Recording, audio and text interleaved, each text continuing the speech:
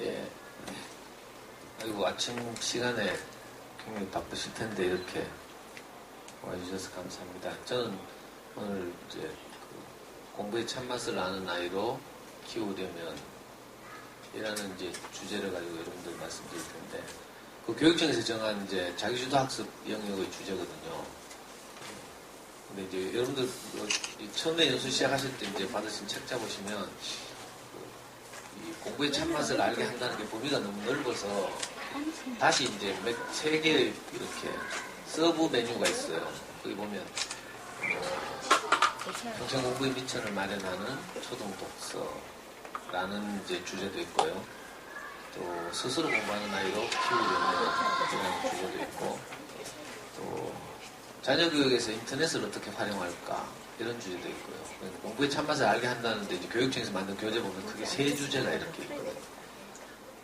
제한된 시간 내에 다 말씀드릴 수가 없어서 제가 이제 어떤 부분을 말씀드릴까 하고 고민을 했어요. 조금 전에도 이렇게 물어보고 했는데, 우리 교장선생님 말씀 듣다가 제가 이제 결심을 했어요.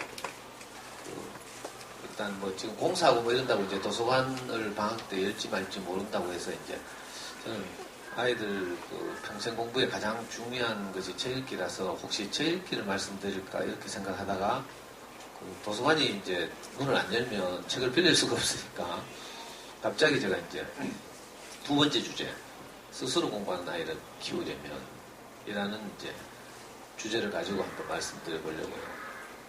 이제 제가 맡은 분야가 자기주도 학습이죠.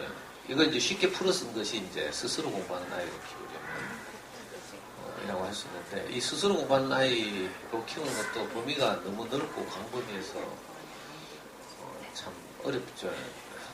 예를 들면 학습의 각 영역에서 이제 특히 이제 어머니들이 우리 아이들 키우다 보면 가장 부담되는 이제 영역이 주로 영어와 수학이잖아요. 물론 그리고 이제 아이들과의 소통도 있지만, 저는 여러분들 이제 오늘이 마지막 연수라고요. 지금까지 그러면 이제 그 도움이 되는 많은 전문가들께서 오셔서 이제 말씀드렸을 텐데, 저는 뭐 자녀 교육과 관련해서 특별한 뭐 전공을 했거나 교직에 오래 있었거나 이런 이제 경험은 없고요. 어쩌면 여러분들과 똑같이 먼저 불안해하고 또 걱정하면서 그 아이를 키우는 선배 학부모 이렇게 생각하시면 좀 편할 것 같아요. 저는 우리 아이가 4살 무렵에 우리 와이프가 아이를 키우는 거 보고 서글퍼 보여가지고 제가 우리 와이프한테 제안을 했어요. 여보, 당신은 애 입히고 재고 씻기고 먹이고 이런 거 해라. 공부는 내가 한번 시켜볼게. 그러면서. 그래가지고 우리 와이프한테 제가 애를 딱 뺏었어요. 그래가 이제 4살 때부터 제가 아이를 직접 키웠잖아요. 그러니까 여러분들이 하고 있는 모든 걸 제가 다 했다고 보시면 되죠. 호기롭게 이제 4살 무렵에 아이를 뺏어가지고 막상 키우려고 하니까 어떻게 해야 될지 모르겠는 거예요. 어머니들은 보면 이렇게 애들 어린이집이나 유치원 보내잖아요. 보내고 나니까 엄마들끼리 이렇게 놀아차 떠나고 난 다음에 눈을 막 맞추더라고. 그래가지고 처음에 며칠은 보내고 바로 올라가가 막 늦잠 자고 막 이러다가 며칠 지나니까 엄마들끼리 막 이렇게 수다도 떨고 차 떠난 다음에도 그러다가 며칠 또 지나니까 막 어떤 젊은 엄마가 좀 고학년 피부 같은 엄마를 꼬셔가지고 자기 집에 데리고 가대요. 언니 우리 집에서 커피 한잔 할래요? 그러면서. 그런 거 많이 하죠. 그래가 이제 사귀고 이래가지고 막 물어보고 있잖아요. 또 좀 친해지면 그 집에 또 놀러 가는 거라, 언니 집에. 그래가 그 집 스캔 막 하면서 이제 뭐 도움이 되는 거 없나 싶어가지고 우리 집에 없는 거 뭐 없나 하고 막 살피고 막 이러죠. 엄마도 이렇게 이제 자녀 교육에 관한 정보를 이렇게 주고받고 하면서 아이를 키우더라고요. 근데 저도 4살 때부터 아이들 어린이집 보내고 유치원 보내고 받고 이거 내가 다 했거든요. 근데 아무도 저보고는 오빠 우리 집에 가서 커피 한잔 할래? 하는 사람이 없는 거라. 그래서 저는 정말 외로웠어요.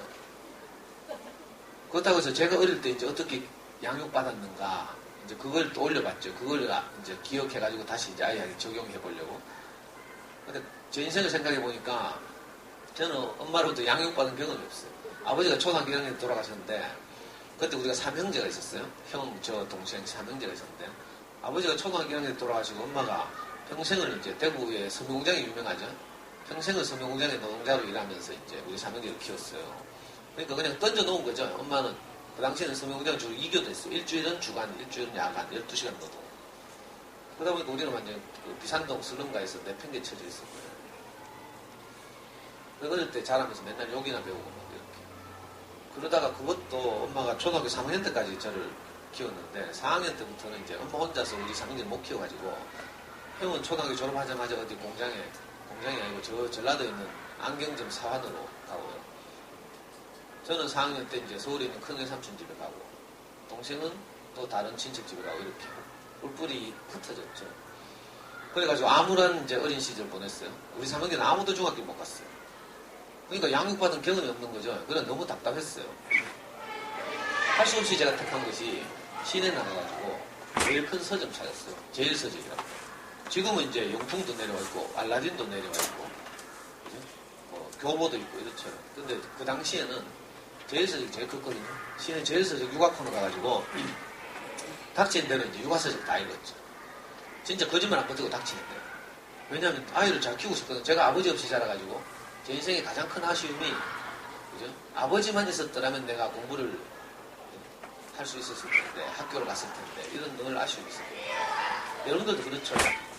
저하고 경험은 다를지 모르지만 항상 우리가 아이를 키울 때 보면 내가 겪었던 아쉬움을 우리 아이는 다시는 겪지 않게 하고 싶다 이런 마음으로 아이를 키우잖아요.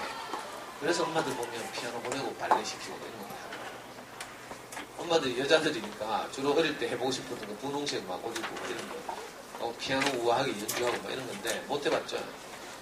그래서 이제 우리 아이는 내 아쉬움을 대신 날려주고 싶어서 이제 이런 거 시작하는 눈물겹죠. 저도 우리 아이한테 꼭 같은 마음으로 저는 이제 남자니까 아빠의 부재가 이 아이에게는 없었으면 좋겠다 이런 생각이 들었어요. 그래서 막 당신들 육아서적 읽었더니 신기하게도 그때 많은 육아서적이 공통적으로 하는 말이 하나 있었어요. 그게 뭐 있는가 하면 애가 공부를 잘하려면 행복이고 나발이고 이건 둘째치고 공부를 잘하려면 책을 좋아해야 한다고 책을 많이 읽어야 한다 이거였어요.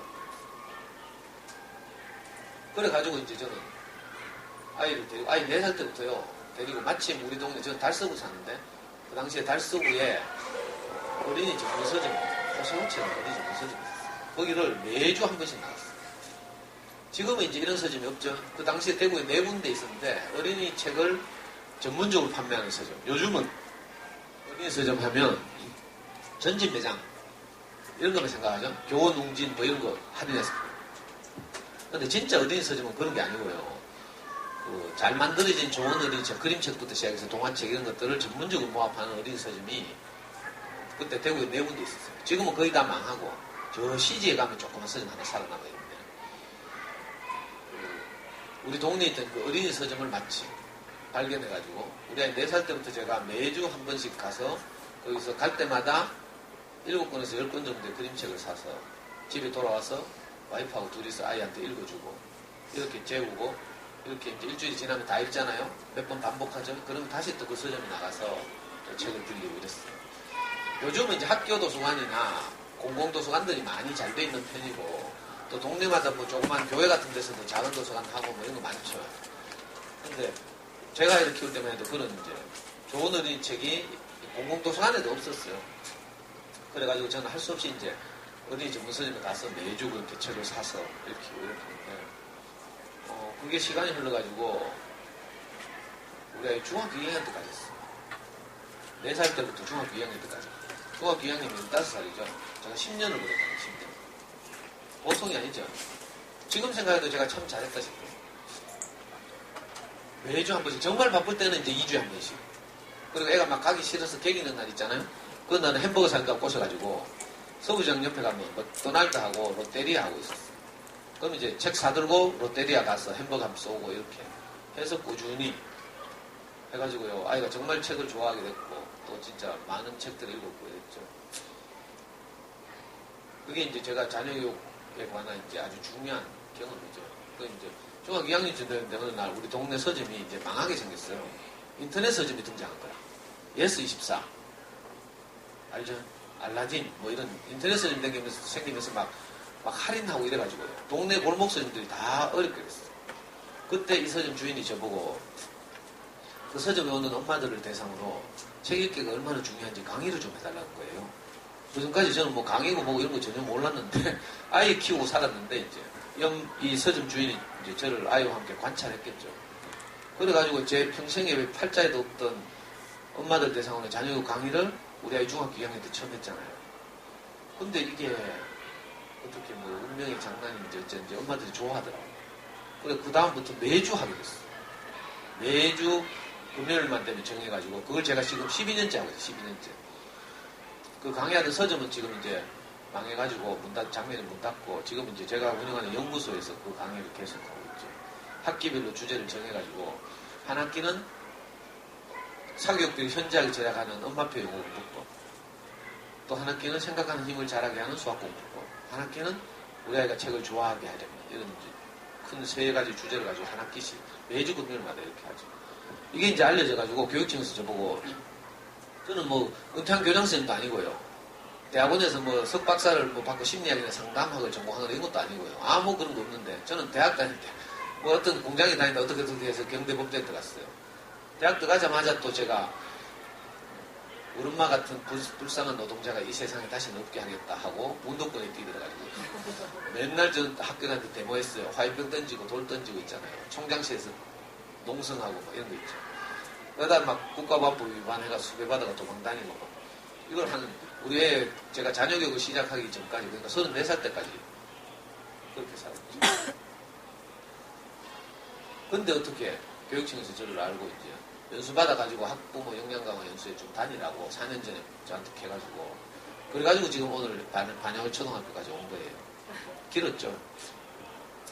제가 이제 이 이야기를 왜 하는가 하면 저는 이론가가 아니고요. 사실은 여러분들처럼 똑같이 불안해하고요. 우리 아이가 자라서 10년 후에 어떻게 될까 이런 고민을 하고 이랬거든요. 그걸 이제 다 해치면서 우리 아이는 학원을 한 번도 안 다녔어요.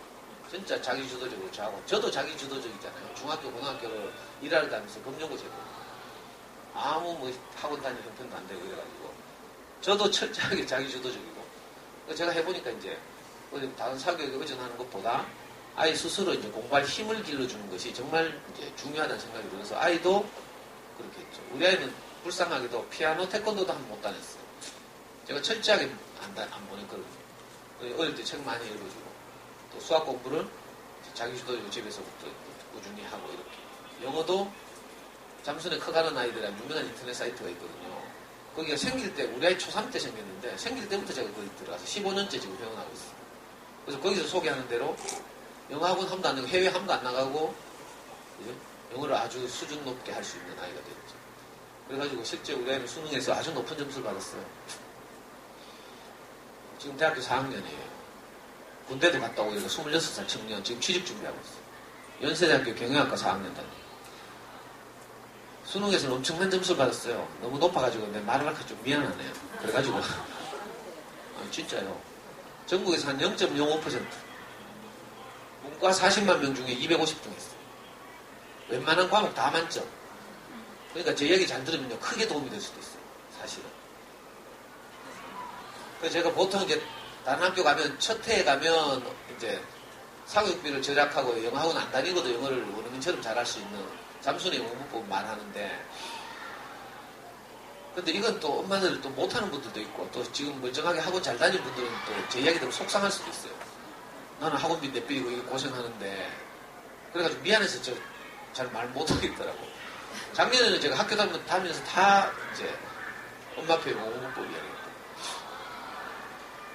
그리고 둘째 해 가면 생각하는 힘을 자라게 하는 수학 공부. 셋째는 이제 좋은 어린 책에는 어떤 건지, 또 어떤 이렇게 책을 좋아하게 하려면 어떻게 해야 되는지 이런 걸 주로 말씀드리거든요.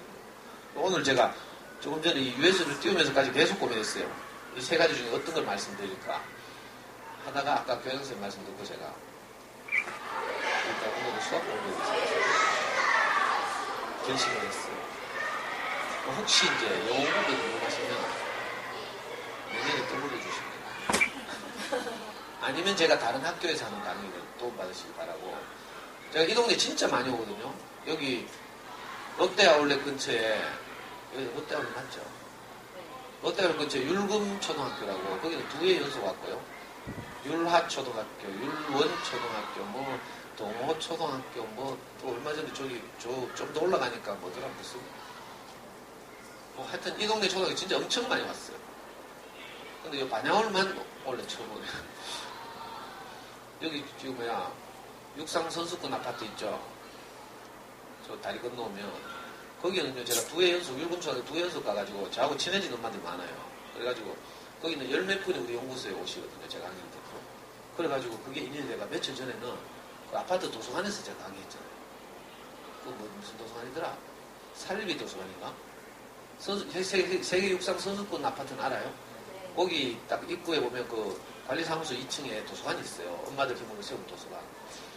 거기서 엄마들이 저를 불러가지고 지난주인가? 그 강의를 했는데 그 엄마들 70명이 왔어요. 많이 왔죠. 학교가 더 많이 왔죠. 그래가지고 앵콜 강의를 지금 7월달에 하잖아요. 살비 도서관에 그때 수학 공부부 이야기를 했어요. 영어 공부부 한번, 책 읽기 한번 이제 2번 앵콜 강의를 좀 이따 7월달에 해요. 혹시 여기서 가깝죠? 오늘 제가 이제 수학 공부부 이야기 하다 보면 다른 거 말씀 못 드리잖아요. 혹시 궁금하시면 그 살비 도서관에 놀러 오시면 좋겠습니다. 언제 하는지 저도 몰라. 이제 스케줄 잡아야 되는데 아마 7월 중순쯤 방학 직전에 한 주에 한 번 할 거예요. 근데 이제 이 공고를 이제 우리가 운영하는 카페가 있어요. 대구 부모교육연구소 다음 카페 검색하시면 거기에 이제 공고를 해요. 그럼 그거 보시고 놀러 오시면 다음 카페 대구 부모교육연구소. 나중에 제가 명함 하나 드릴게요. 혹시 관심 있으신 분들. 자, 오늘은 이제 수학 공부 이야기를 할 텐데요. 아이를 키우는 데 있어서 사실은 제일 뚜껑 많이 열리는 과목이 수학이죠. 돈이 제일 많이 드는 과목은 영어예요. 근데 뚜껑 자주 열리는 과목은 수학이죠. 해봤어요? 저학년에서 아직 안 해봤나? 저는요, 우리 아이 키우면서 엄청 뚜껑 많이 날라갔어요. 뭐 수학 공부 좀 시키면 틀리잖아요. 틀리면 열받죠. 제가 성질이 급하게 생겼죠. 아주 부드럽게 생겼어요. 부모교육 해보면 아이하고 소통을 잘하래. 그러려면 어떻게 해야 된다고요? 애의 행위를 지적하지 말고, 그죠? 애의 행위로 인해서 생긴 내 마음을 표현하래. 이런 거 들어봤어요? 나전달법이라고. 또는 영어로는 아이 메시지 기법 해가지고, 엄마는 이렇단다. 이렇게 표현하라는 거라. 예를 들어서 저는 아이가 이제 많이 틀리잖아요? 그러면 이렇게 말해야 돼요. 얘야, 아빠는 네가 수학 문제에 집중을 안 해서 많이 틀렸기 때문에 지금 몹시 화가 난단다. 이렇게 말하는 거예요. 여러분들 이렇게 듣니까? 숨 넘어가죠? 저는 바로 야 이 새끼야 정신 안 차리나 하고 머리 쥐어박고 발로 차고 그랬어요. 진짜. 제가 아이를 키우면서 보니까 특히 수학 공부를 하다 보니까 내한테 큰 정신과적 질환이 하나 있구나 이걸 알게 됐어요. 그 정신과적 질환이 뭔가 하면 충동 조절 장애 또는 분노 조절 장애. 여러분들도 공통적으로 다 알고 있죠. 이게 남의 아이한테는 절대로 일어나지 않는 증상이라. 근데 사랑하는 내 아이한테만 이상하죠. 그래서 좌절도 하고 막 이러잖아요. 저도 아까 말씀드렸지만 제가 아버지 없이 자라가지고 이 아이한테는 제가 아들 하나뿐이거든요. 이 아이한테는 최선을 다해서 내가 아빠 노릇을 하고 싶다. 내 인생에서 겪었던 그 슬픈 아버지의 부재를 이 아이는 겪게 하고 싶지 않다. 이런 간절한 마음으로 아이를 키웠어요. 실제로 잘 때도 제가 항상 애를 재웠어요. 엄마는 뭐 피곤하면 먼저 같이 아프다 애 잠 안 들면. 그럼 제가 애 옆에 있고요. 그래가지고 애 재우고 나면 막 식은땀 이마에 나면 막 거즈 수건 있잖아요. 가지고 애 이마에 땀 닦아주고. 꿈 꾸잖아요. 잠꼬대 막 하고 뒤척이 저가 막 흔들어가지고 이제 꿈 못 꾸게 하고. 정말 꿈속에라도 내 뛰어가고 싶었다니까. 애가 힘센 놈한테 괴롭힘 당하고 막. 그렇게 간절했는데도 불구하고 막상 수학 공부를 딱 시키게 되면 이상하게 조절이 안 되는 거예요. 어떻게 한 방에 알아듣도록 설명하고 싶은데 내가 버벅거리잖아요. 설명이 잘 안 돼. 그죠? 애 잘못이 아니고 내가 설명을 잘 못하는 거죠. 그런데 이 새끼 정신 안 차리나 하면서 책임을 애한테 전가하고 이래가지고 오답 나오면 막 혼내고 막 애는 또 아빠한테 혼나니까 있잖아요. 저는 혼내면 정신 바짝 들어가지고 눈 동그라 해가지고 공부 더 집중해서 할 줄 알았거든요. 근데 아빠가 와라 고함 지르고, 안 그래도 지금 어른들도 제가 하면 인상 쓰고 막 고함 지르면 막 우리 와이프도 막 당황하는데, 그 조그만 애가 아빠 고함 지르봐요. 눈동자가 풀려. 눈을 아빠하고 못 마주치고요. 눈동자가 초점을 잃더라고. 뱅뱅뱅 도는 게 보여요. 애한테 너무 미안하잖아요. 아이고. 그래가지고 다음에는 애가 잠들고 나면 채점했어.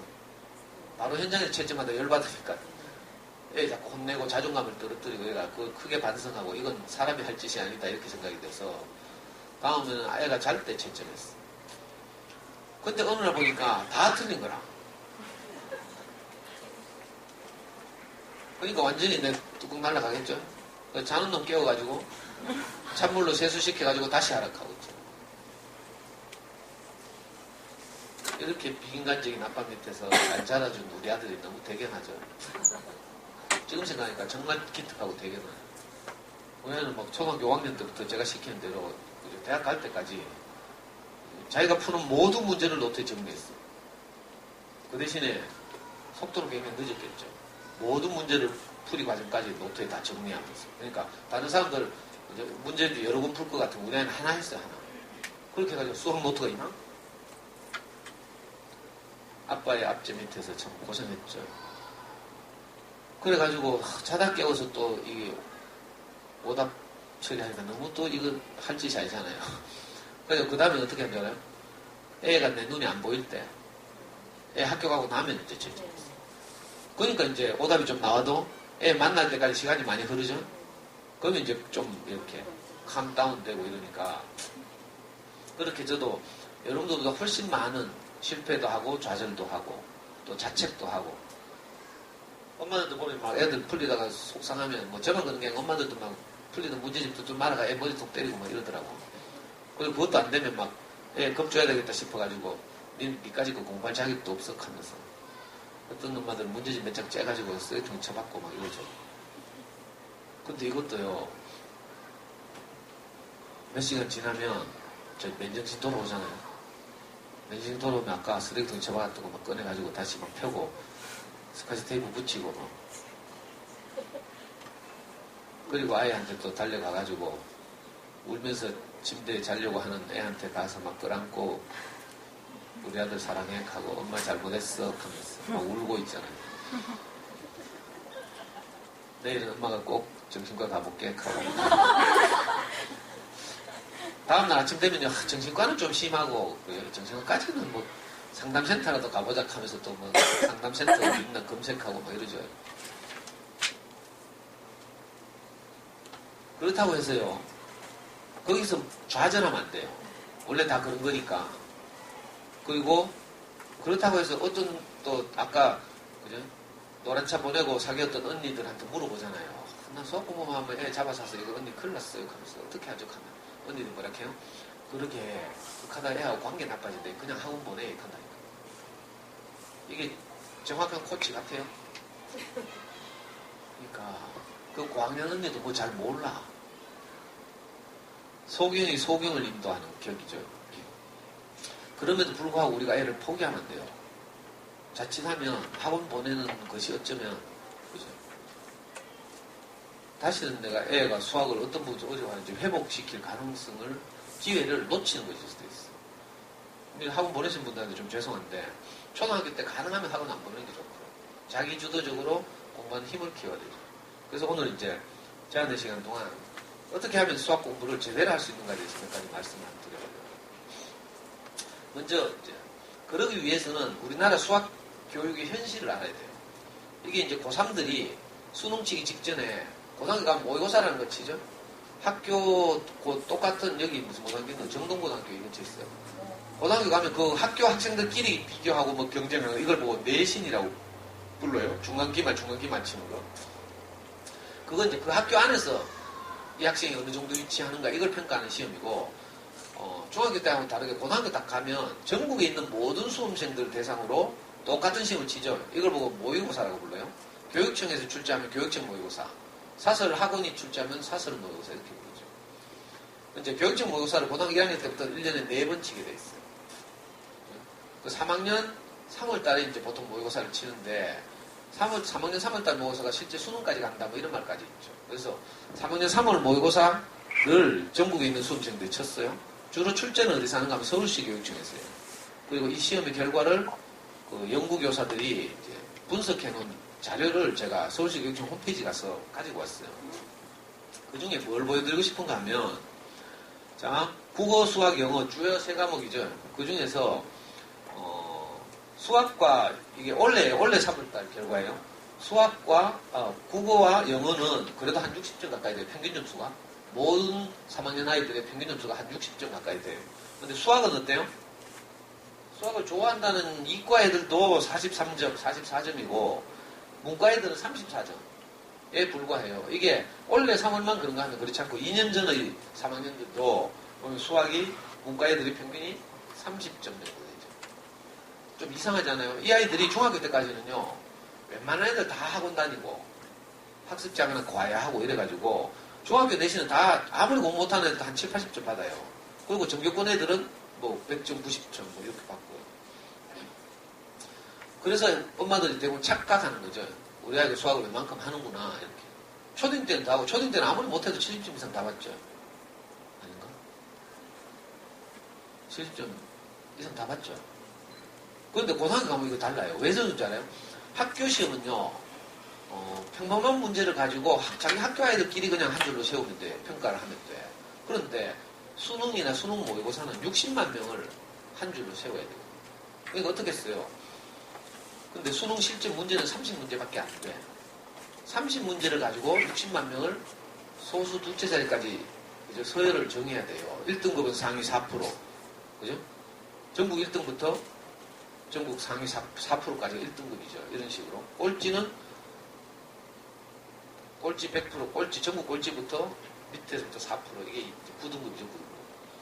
그러니까 30문제를 가지고 수십만 명을 한 줄로 세워야 되니까 어떻게 했어요? 문제가 어려워지죠. 이른바 생각하는 힘이 필요해요. 여기 40세 안 되신 분들은 옛날에 고등학교 다니셨다면 수능 쳐봤을 거라. 수능 고사장 가면 한 교실에 30명이 앉아서 80분 동안 30문제를 풀어요. 그런데 국어는요, 어쨌든 우리말로 되어 있으니까 끝까지 푼다니까. 시간이 모자라면 찍기라도 하죠. 수학은요, 대부분 시험지 엎어놓고 자요. 한 교실 끝까지 푸는 사람이 학생이 한 명 있을까 말까요? 이상하죠. 이 아이들이 중학교 때까지 다 열심히 했거든. 근데 고등학교 가와서 딱 해보면요, 이렇게 형편없는 점수가 나오고, 그죠? 이상한데 이거 잘 몰라, 엄마들이. 그래서 그냥 초등학교 때 닥치는 대로 수학 공부 시키면, 열심히 시키면 될 거라고 생각하지만, 결과적으로 그런 아이들이 자라서 고등학교 갔는데 평균이, 이건 사실 좀 요즘 수능이 쉬워져가지고 저 정도 나와요. 우리 아이 때는 조금 어렵게 나오면 평균이 28점, 문과 평균 28점. 좀 쉽게 나오면 32점. 그래서 고등학교 가보면 이제 큰 충격을 받죠. 왜 그런가 하면 대부분이 수학을 포기하고 있어요. 우리나라 고등학생들이 고3쯤 가면요, 50몇 %, 59%인가가 수학을 포기하고 있어요. 특히 문과로 간 애들이 더 그렇죠. 그래가지고 예체능계로 많이 돌아가고요. 또 이과 지원했다가 고3쯤 되면 문과로 많이 옮겨요. 실제로 60만 명이 시험을 치면 처음에 고1 때 문과 이과를 선택할 때는 한 25만 대 35만 정도 돼요. 근데 실제 고3이 돼서 수능을 치면 어떻게 돼요? 이과에는 17만 명 정도가 남아있고 나머지 다 문과로 가요. 왜? 수학 공부의 범위가 문과가 이과에 비해서 훨씬 적거든. 이런 일이 벌어지죠. 어떻게 했길래 애들 자꾸 수학을 포기하냐는 거죠. 그래서 고등학교 가면 59%가 수학을 포기하고 있어. 이상하죠? 중3 때까지 다 뭘 해도 하면서 웬만한 애들 수학 포기하는 거 안 하거든요. 수학 포기라는 말은 입시 포기라는 말과 거의 비슷한 말이에요. 그래서 아이들이 수학에 대한 태도나 인식이 완전히 부정적이죠. 여기 보시면 제가 어떤 TV 화면을 캡처해 보여요. 이미 아이들에게 중학생, 고등학생 아이들에게 물어봤더니 수학을 포기한 아이들에게 물어봤더니 이렇게 수학에 대해서 부정적인 생각을 가지고 있는 거예요. 뭔가 잘못된 수학 공부 방식이 어릴 때부터 계속 이렇게 아이들에게 영향을 미치는 거죠. 그래가지고 아이들한테 수학 포기를 언제 했냐고 물어봤어요. 그랬더니 제일 많이 포기하는 게 중학교 1, 2학년이죠. 근데 저때 되면 이제 사춘기라 써야 돼. 공부하기 싫어서 포기할까 이렇게 생각하는데 사실은 그렇지 않아요. 사춘기라도 그죠? 어떻게 잘하면 그 사춘기를 이겨내고 공부를 계속 해나가죠. 근데 왜 저때 중학교 1학년 때 주로 수학 공부 많이 하는가 하면 어릴 때부터 쌓인 데미지가 누적돼가지고 무슨 말인지 알았어요? 그 UFC 알아요? 이종격투기 알아요? 거기 보면 해병을 같은 경우는 가끔가다 한 방에 역전하는 경우가 있어요. 한 방 맞고 쓰러지는 경우가 있는데 대부분은요 그렇지 않고 1라운드부터 계속 맞다가 하고 발로 막 다리 차거든요. 로킥이라고. 그러니까 계속 다리 퉁퉁 붓고 막 이래가지고 나중에 이제 3라운드 쭉 되면 쓰러지는 거죠. 우리 아이들의 수학도 어릴 때부터 뭔가 잘못된 길을 걸어가면 그것이 누적되다가 사춘기가 딱 만나면 급격히 수학을 포기하게 돼요. 그래서 이제 수포자 입지라고 하죠. 수학을 포기하게 하면 어려워지잖아요.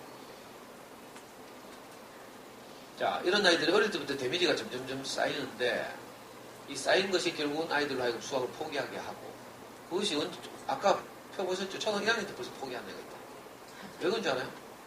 초등학교 1학년 때 불필요하게 구구단 외우게 하거나 아니면 그 재미없는 똑같은 연산 문제를 계속 반복해서 풀리거나 그러니까 애들이 실증나죠. 그래서 이제 오늘 제가 말씀드리고 싶은 것이 흔히 엄마들 세계에서 유행하는 수학 공부에 대한 잘못된 생각들 우선 이걸 이제 좀 말씀드리고 이걸 바로 잡아야 우리 아이들이 점점 더 이렇게 수학 공부를 잘하는 방식으로 성장할 수 있는 거죠. 그래서 우선요 가장 문제는 뭔가 하면 엄마들조차도 우리 부모들조차도 수학 공부는 대학 갈 때만 필요하지 아무 쓸모없다 이렇게 생각하더라. 그런 생각 많이 있죠. 일상생활에 수학 하나도 안 씁니다 이렇게 생각해요. 맞죠? 그래서 입시시험에서는 어떤 말이 있는가 하면 대학을 갈 때는 수학을 취직을 할 때는 영어를 이런 말이 있어요. 보통 명문대학일수록 수학을 아주 중요하게 평가해요. 영어는 굉장히 쉬워요. 수능에서도. 알아요? 영어는요 1등급이 보통 96점에서 100점 98점에서 100점 쉬울 때는 막 이렇죠. 그리고 지금 아이들 이제 대학 갈 때는 영어는 상대평가가 아니라 절대평가를 해요. 상대평가란 말은 하여튼 줄을 세우는 거랑 1등급부터 9등급까지 한 줄. 그래서 서열을 정하는 건데 절대평가란 말은요 다른 사람하고 비교하는 게 아니라 내 아이가 어느 정도 수준이 오면 일정한 성적을 받는 거죠. 이게 절대평가예요. 예를 들면 수미양가 옛날에 수미양가 했죠. 90점 이상이면 다 수예요. 60만 명 중 50만 명이 90점 이상이다 그럼 다 수라. 무슨 말인지 알겠어요? 절대평가는 이렇게 굉장히 이제 쉬워진다는 뜻이에요. 그래서 평가가. 근데 수학은 그렇지 않죠. 그래서 어쩌면 여러분들이 아이들이 이제 나중에 대학에 가려고 할 때는 수학의 비중이 지금보다 훨씬 더 높아질 수 있어요. 물론 대학들이 짱이 아닌 이상 영어도 그 절대평가 성적만 보고 평가하진 않아요. 면접이나 이런 걸 통해서 영어 평가를 또 강화할 수도 있지만 하여튼 현실적으로 이제 수학의 비중이 훨씬 더 높아질 가능성이 있어요. 그런데 수학은 뭐 아무 소용없다 이렇게 하면 안 되죠. 그래서 수학 공부가 뭔지 정의를 다시 해야 돼요. 보통 엄마는 초등학교 때 아무 생각 없이 그냥 이번 기말고사에서 잘하는 것, 뭐 이런 목표를 세운다든지 이번 단원평가에서 잘하는 것 아니면 오늘 엄마가 풀라고 한 거 실수하지 않고 잘 푸는 거 이런 걸 보통 목표로 생각하죠. 그런데 그렇지 않고요. 수학 공부의 목표는 뭔가 하면 생각 하나님을 기르는 거예요. 생각 하나님을 기르면 어떻게 되는가 하면 대학 들어갈 때뿐만 아니라 전 인생에서 우리가 인생을 살다 보면 이런저런 문제를 만나잖아요. 이사 문제도 있을 수 있고요. 결혼 문제도 있을 수 있고. 자, 이럴 때 내가 나를 둘러싼 여러 가지 조건들을 잘 고려해서 가장 합리적인 판단을 하게 해요. 이게 합리적 사고력, 논리적 사고력이죠. 이게 사실은 수학 공부를 통해서 길러지는 거예요. 물론 책 읽기를 통해서도 길러지긴 하지만 가장 직접적으로 수학 공부를 통해서 수학 공부를 하려고 하면요. 어떤 문제를 풀어야 돼. 풀려면 어떻게 해요? 그 문제에 주어진 조건들이 있어요. 문제를 풀기 위해서 단서들이 있죠. 예를 들면 뭐 직사각형의 넓이를 구하는 문제 같으면 단서가 뭐예요? 가로의 길이와 세로의 길이가 주어지죠. 그래야 곱해가지고 사각형의 넓이를 구할 수 있잖아요. 이런 식으로. 주어진 조건을 항상 고려해서 문제를 해결하는 거예요. 우리가 이사를 가는 문제도 마찬가지죠. 이사를 가려면 내게 주어진 조건이 있어요. 남편이 직장 옮겼다. 이런 것도 조건이고, 집값이 내리고 있다. 이것도 조건이고요. 그렇죠? 그래서 전세를 구하려고 하는데 잘 안 구해져. 그러면 이참에 은행 대출 받아 사? 뭐 이런 것들이 변수가 되잖아요. 자, 이럴 때 그 이사를 둘러싼 수많은 조건들을 잘 고려해서 합리적 판단을 해야 돼요. 결혼도 마찬가지고. 시집갈 때 합리적으로 판단해야 돼. 감정적으로 판단하면 안 돼. 어떤 막 그런 것만 있더라니까, 진짜로. 계모 밑에서 자라고 있어. 그래서 상처를 많이 받으면서 자랐겠죠. 그래서 어릴 때 어떤 남자를 사귀었어. 이 계모 밑에서 사는 것보다는 시집 와서 살림 차리는 것이 훨씬 내가 편하겠다. 이렇게 생각해가지고 너무 급하게 21살에 막 결혼하고 이러더라. 난 실제 이런 놈만 만나봤거든. 너무 빨리 결정하는 바람에 남자의 인간성이나 이런 걸 별로 고려하거나 장래성을 고려하지 못한 채로 계모 밑에서만 탈출하고 싶다. 이게 변수가 너무 커지면 어떻게 돼요? 결혼을 서두르게 되는 거죠. 나중에 고생할 수 있어. 저 같은 남자 만날 수 있다. 우리 와이프 저 만나가지고 진짜 고생 많이 했잖아요. 성질 더럽게 생겼죠. 맨날 데모한다고 돌아다니고요. 경찰에 쫓기고 막. 그 우리 와이프는 학교 교사인데 맨날 나가서 돈 벌어가 제가 빠지고 그죠. 남편 면회 와야 되고요. 이 시집 잘못 와서 그렇다. 왜 그런지 알아요? 합리적 판단을 못한 거지. 우리 와이프가 저하고 결혼할 때 뭐라고 생각하는지 알아요? 제가 멋있게 보인 거라 이제. 데모하고 막 학생들 앞에서 막 제가 87년대 그 유명한 유월항쟁 때 경북대학교 복학생협의회 의장을 했거든.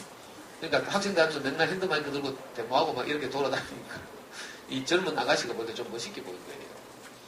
이 남자의 장래성을 생각해야 되는데 공부도 안 하고 맨날 데모만 하고 다니잖아요. 이런 변수를 고려해야 되거든. 그래야 합리적으로 자기 인생을 맡길지 말지를 판단하는 거예요. 이게 어디서 길러지나? 수학 공부에서. 그러니까 우리 아이들에게 수학 공부를 통해서 길러지는 논리적 사고력이 앞으로 인생을 살면서 중요한 문제들을 판단하고 결정할 때 다 사용된다. 이렇게 말해요. 그래서 모든 수학교육학자들이 말하는 대로 수학 공부의 목표는 생각하는 힘을 기르는 거예요. 고상하게 말하면 문제 해결 능력을 기르는 거예요. 이 문제 해결 능력이란 수학 문제만을 말하는 게 아니죠. 여러 다양한 상황. 아이들, 엄마들 어릴 때 고생 많이 했죠. 유치원 고를 때. 어느 유치원을 보는 게 좋을까 막 고민이 돼가지고 밤잠 못 자더라고. 이 엄마들 저한테 가장 많이 하는 질문이요. 어떤 유치원 보내야 돼요? 몬테소리 보내야 돼요? 아니면 동네 유치원 보내야 돼요? 이런 거 많이 물어요. 저도 그랬거든요. 저는 우리 아이 유치원 보낼 때요. 무려 너무 고민이 돼가지고 4군데 유치원을 제가 직접 가서 제가 면접을 했어요. 어떤 사람들은 몬테소리를 하더라고. 그래가지고 대구 몬테소리 유치원에 그 가장 산 본산이라고 할 수 있는 저 남구 대명동 가면요. 남부경찰서 건너편에 해바라기 유치원이라고 있어요. 그럼 1, 2, 3층이 다 몬테소리 교구로 떡칠을 해놨어요. 그분이 원장님이 대구 사립유치원연합회 회장도 하고 이런 사람. 해외여행 가면요. 항상 이상한 교구 사와가지고 막 제가 직접 가서 1, 2, 3층 다 살폈다니까. 그 질문도 하고 애들이 바깥놀이는 어디서 해요? 하면서. 왜냐면 저는 이스라엘 애들은 뭐 어릴 때 바깥놀이 하면서 모래장난하고 이란다 하더라고. 그래가지고 이 해바라기 유치원에서 바깥놀이 어디서 해요? 하면서 내가 저 딸은 날카롭게 질문을 했는데 원장님이 피식 웃으면서 저 건물 뒤에 가면 모래 놀이터 있다 하면서. 그리고 저건 너무 교구 중심의 유치원이라 싶어가지고 어디 간 줄 알아요? 계명 유치원. 이걸 통합식 유치원이라고 하죠. 몬테소리만으로는 너무 이제 일방적이라서 이제 보통 정규적인 일반 유치원과 이제 통합한 거죠. 여러 가지 교육 과정을. 그래서 계명대학교 유아교육과 부설 유치원, 계명유치원이라고 있어요. 대명동 계명대학교 옆에 가면. 그것도 가보고, 또 동네 유치원도 가보고, 또 어떤 기독교 교회에서 운영하는 유치원도 가보고, 4군데는 다 했어요. 너무 고민돼가지고. 이런 식이죠. 뭘 할 때, 이거 결정하는 거 진짜 골치 아프다니까. 여러 가지 장단점이 있고, 변수가 있고, 이러니까. 이런 걸 합리적으로 판단하는 능력, 이게 어디서 길러져요? 수학 공부를 통해서 길러져요. 수학 공부를 꾸준히 제대로 하면, 이게 논리적 사고력이 길러져요. 그래서 지금 우리나라 대학들이 수학 공부 잘한 놈을 좋은 대학에서 뽑아가는구나. 지금까지 해방 이후로 65년 동안 입시제도는 수없이 많이 바뀌었어요. 근데 본질이 변한 건 없어요. 좋은 대학일수록 공부 잘하는 놈 뽑는다. 이거 변해요? 절대 안 변해요. 그리고 뭐가 공부 잘하는 놈인가 따질 때 가장 먼저 꼽는 것이 수학이죠. 수학. 그래서 이과로 갈수록 수학에 더 높은 가중치를 주고요. 사탐과 탐은요. 나누기 2분의 1을 해요. 원래 수능을 치면요. 국어, 영어, 수학 각각 100점씩이죠. 사탐이나 가탐이 200점이에요. 그러면 총점 500점이거든. 근데 실제로 입시에서 대학에 원서를 낼 때는요. 사탐이나 가탐은 2분의 1로 나눠요. 그래서 200점짜리가 100점이 돼요. 총 400점이 되죠. 그것도 또 수학에는 또 뭐 25%의 가중치를 준다 이런 식으로. 수학의 비중은 또 높여. 그러면 100점이 아니라 125점이 되죠. 실제 입시가 뭐 이렇게 되네요. 그러니까 표면적으로 뉴스에 나오는 것만이 다가 아니에요. 그래서 가장 중요한 것이 수학 공부의 목표를 제대로 잡는 거. 뭐라고요? 생각하는 힘을 기르는 작업. 그러니까 아주 간단해요. 지금 내가 하고 있는 짓이 우리 아이의 생각하는 힘을 기르는 것인지 아니면 노가다 하는 것인지 금방 판단이 되죠. 집에서 애들 특히 저학년 때 노가다 많이 시키죠. 모르시는구나. 뭐가 노가다인지 모르겠죠. 좀 있어봐요. 자, 두 번째는 뭔가 하면 엄마들 이런 생각이 많죠. 좀 똑똑한 애들일수록 조금 좀 똑똑한 애들 둔 부모들이 이렇게 생각해요. 초등학교 들어가기 전에 막 미리 막 해놔야 되는 거 아닌가 이런 생각. 안 하시면 참 건전한 거고요. 특히 막 저 별난 동네 가면 있잖아요. 막 경쟁 치열하고 이런 데 있죠. 아파트 많고 이런 데 가면 더 심해요. 그러니까 아파트 많은 교육 환경이 좋은 환경이 아니야. 뭣도 모르고 막 서로 경쟁하고 있잖아요. 기만 치고 나면 집집마다 전화 돌려가지고 너왜 몇 개 틀린 막 하고. 전화 안 했으면 우리 잘한 줄 알고 있다가 기말 5과목 쳐가지고 한 5개 틀렸어. 잘했죠? 근데 내가 평소에 라이벌로 의식하고 있던 옆에 집에 전화했더니 2개 틀렸대. 그럼 갑자기 5개 틀린 엄마가 다리가 풀린다. 이상하죠? 잘했다고 생각했는데 또 비교하는 거라. 이게 골치 아픈 일이에요. 집에 꼭 이런 동네마다 이런 옆에 애들이 있어. 우리 애보다 좀 잘하고 있잖아요. 뭐 연락도 시키고 막 이래가지고. 이걸 마라톤으로 말하면 페이스메이커라고 해요. 마라톤에 우승도 못할 것이 꼭 일찍 빨리 뛰어가지고 다른 사람들을 불안하게 만드는 거죠. 우리나라 마라톤 하면요. 국가대표에 3명 출전하거든요. 항상 그러면 제일 이제 기록 좋은 사람부터 순서들 3명 나가잖아요. 3위 한 사람이 뭐 하는 줄 알아요, 주로? 다른 나라의 우승 후보들을 교란시켜. 마라톤은 42.19km 엄청 많이 오래 뛰는 거죠. 그래서 보통 우승 가능성이 없는 애들이 다른 나라 선수들 헷갈리게 하려고 한 5km에서 15km 사이에서 먼저 선두로 치고 나가요. 페이스 오버하는 거죠. 이런 사람들을 일컬어서 페이스 메이커라고 해요. 마라톤 뛰는 페이스를 혼란시키고 조절한다는 뜻이죠. 이런 페이스 메이커들은 주로 마라톤 중계방송 보시면 한 10km, 15km 지점까지는 화면에 잡혀. 근데 나중에 보면 사라지고 없어. 완주를 못하고 이제 포기하는 거죠. 꼭 동네마다 있잖아요. 이 페이스메이커 하는 옆에 애들이 있다니까. 어릴 때부터 막 아까 말한 이런 생각하면서 막 열심히 시키고. 근데 이런 애들이 보통 수포자가 되기 쉽죠. 왜? 어릴 때 너무 지쳐버려요. 이런 거 집에서 많이 시키고. 아니, 엄마들이 대부분 이렇게 하고 있어요. 이게 수학 공부라고 생각해. 이게 노가다라는 뜻이에요. 그러니까 초등학교 때는 주로 연산이니까 다 이거 하고 있죠, 물론. 그러나 수학 공부에서 연산이 다가 아니에요. 이걸 꼭 기억해야 돼요. 저학년 때 대부분은 연산이지만 연산을 이렇게 막 애들 막 짜증나도록 반복시키면 안 된다는 거죠. 이래가지고 슬슬 이제 수학 싫어지죠. 이게 초3 때쯤 가면요, 애들이 엄마한테 묻는다니까. 엄마 수학 누가 만들었어? 왜? 하면 찾아가서 죽이고 싶어. 어떤 양식이 진짜 못하더라고. 집에서 엄마들이 수학 때문에 계속 질리게 하니까 너무 힘들잖아요. 스트레스 받고. 심지어는 이 뭔지 알아요? 참안에 이 어떤 학습지 회사에서 내준 초시계인데 내 욕 가렸어요. 학습지 회사에서 초시계를 내줘. 왜? 아까 말한 그런 문제를 한 바닥 푸는데 몇 초 걸린지 재라는 거라. 그걸 계속 반복해서 풀리라는 거죠. 이게 전형적으로 100m 달리기 하면 100m 달리기. 자, 100m 달리기 하면 어떻게 돼요? 몇 발짝 안 뛰면 승부가 나? 그렇죠? 보통 10초 안에 승부가 나요. 100m 달리기는. 우사인 볼트 알죠? 10초 안에 승부가 나기 때문에 어떻게 돼요? 출발부터 그 애들 출발할 때 육상 100m 달리기는요. 딱 엎드려가지고 뒤에 발 딱 대가지고 이거 스타팅 블럭이라고 하는데 거기 발 딱 대가지고 총 쏘면 바로 튀 나가야 되죠. 왜? 빨리 승부가 나니까. 요만큼이라도 더 빨리 뛰어야 돼요. 그래가지고 옛날에 우사인 볼트 대구 왔다가 2011년도 세계 육상 선수권대 대구에서 했잖아요. 요 유라 아파트 그래서 생긴 거라. 그때 선수들 숙소했어요. 알아요? 아는구나. 그때 우사인 볼트가 와가지고 CG에서 뛰다가 어떻게 됐어요? 100m 달리기에서 실격했다니까. 그렇게 잘 뛰는 선수도 조금이라도 더 빨리 뛰어야 되니까. 출발 부정을 저지른 거죠. 총 쏘기 전에 출발한 거야. 보통 동네 언니들 중에 꼭 이런 집 있어요. 어릴 때부터 무리하게. 그러면 우리한테는 어떻게 돼요? 엄마는 불안해진다. 페이스를 흐트러져. 그냥 장기적으로 보고 책도 읽히고 좀 시험시험 이렇게 키우면 되는데, 아, 그 언니만 보면 불안해지는 거야. 이래도 되나, 이런 생각이 들고, 또 그 언니도 한 수씩 또 거들어. 야, 가만히 놔두면 큰일 났는데, 그랬어. 좀 있으면 크면 말 안 듣는데, 그랬어. 말 잘 들을 때 열심히 돌려, 그랬어. 언니들이 이런 교실을 내리잖아요. 가면 이제 초등 1학년, 2학년 엄마들이 막 불안해가지고 막 그런가 싶어가지고 막. 이게 차마 구몬이라고 말 못하겠네.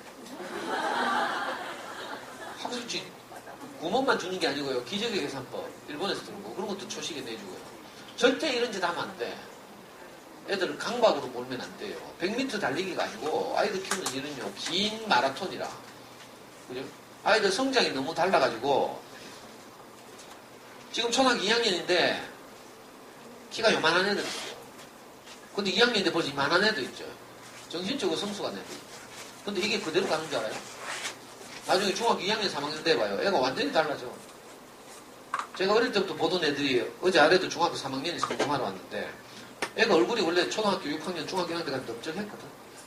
근데 중3인데 지금 뭐 길쭉해졌어. 애가 막 키가 쑥쑥 자라니까 얼굴이 길쭉해지더라고. 우리 아이들의 인지 능력도, 인지 영역의 발달도 이와 같아요. 어떤 애는 초등학교 2학년인데 정말 수학을 어려워해. 아직 인지 능력이 충분히 자라지 못해서. 누구나 다 못 외우고 막 벌벌거리고 이러죠.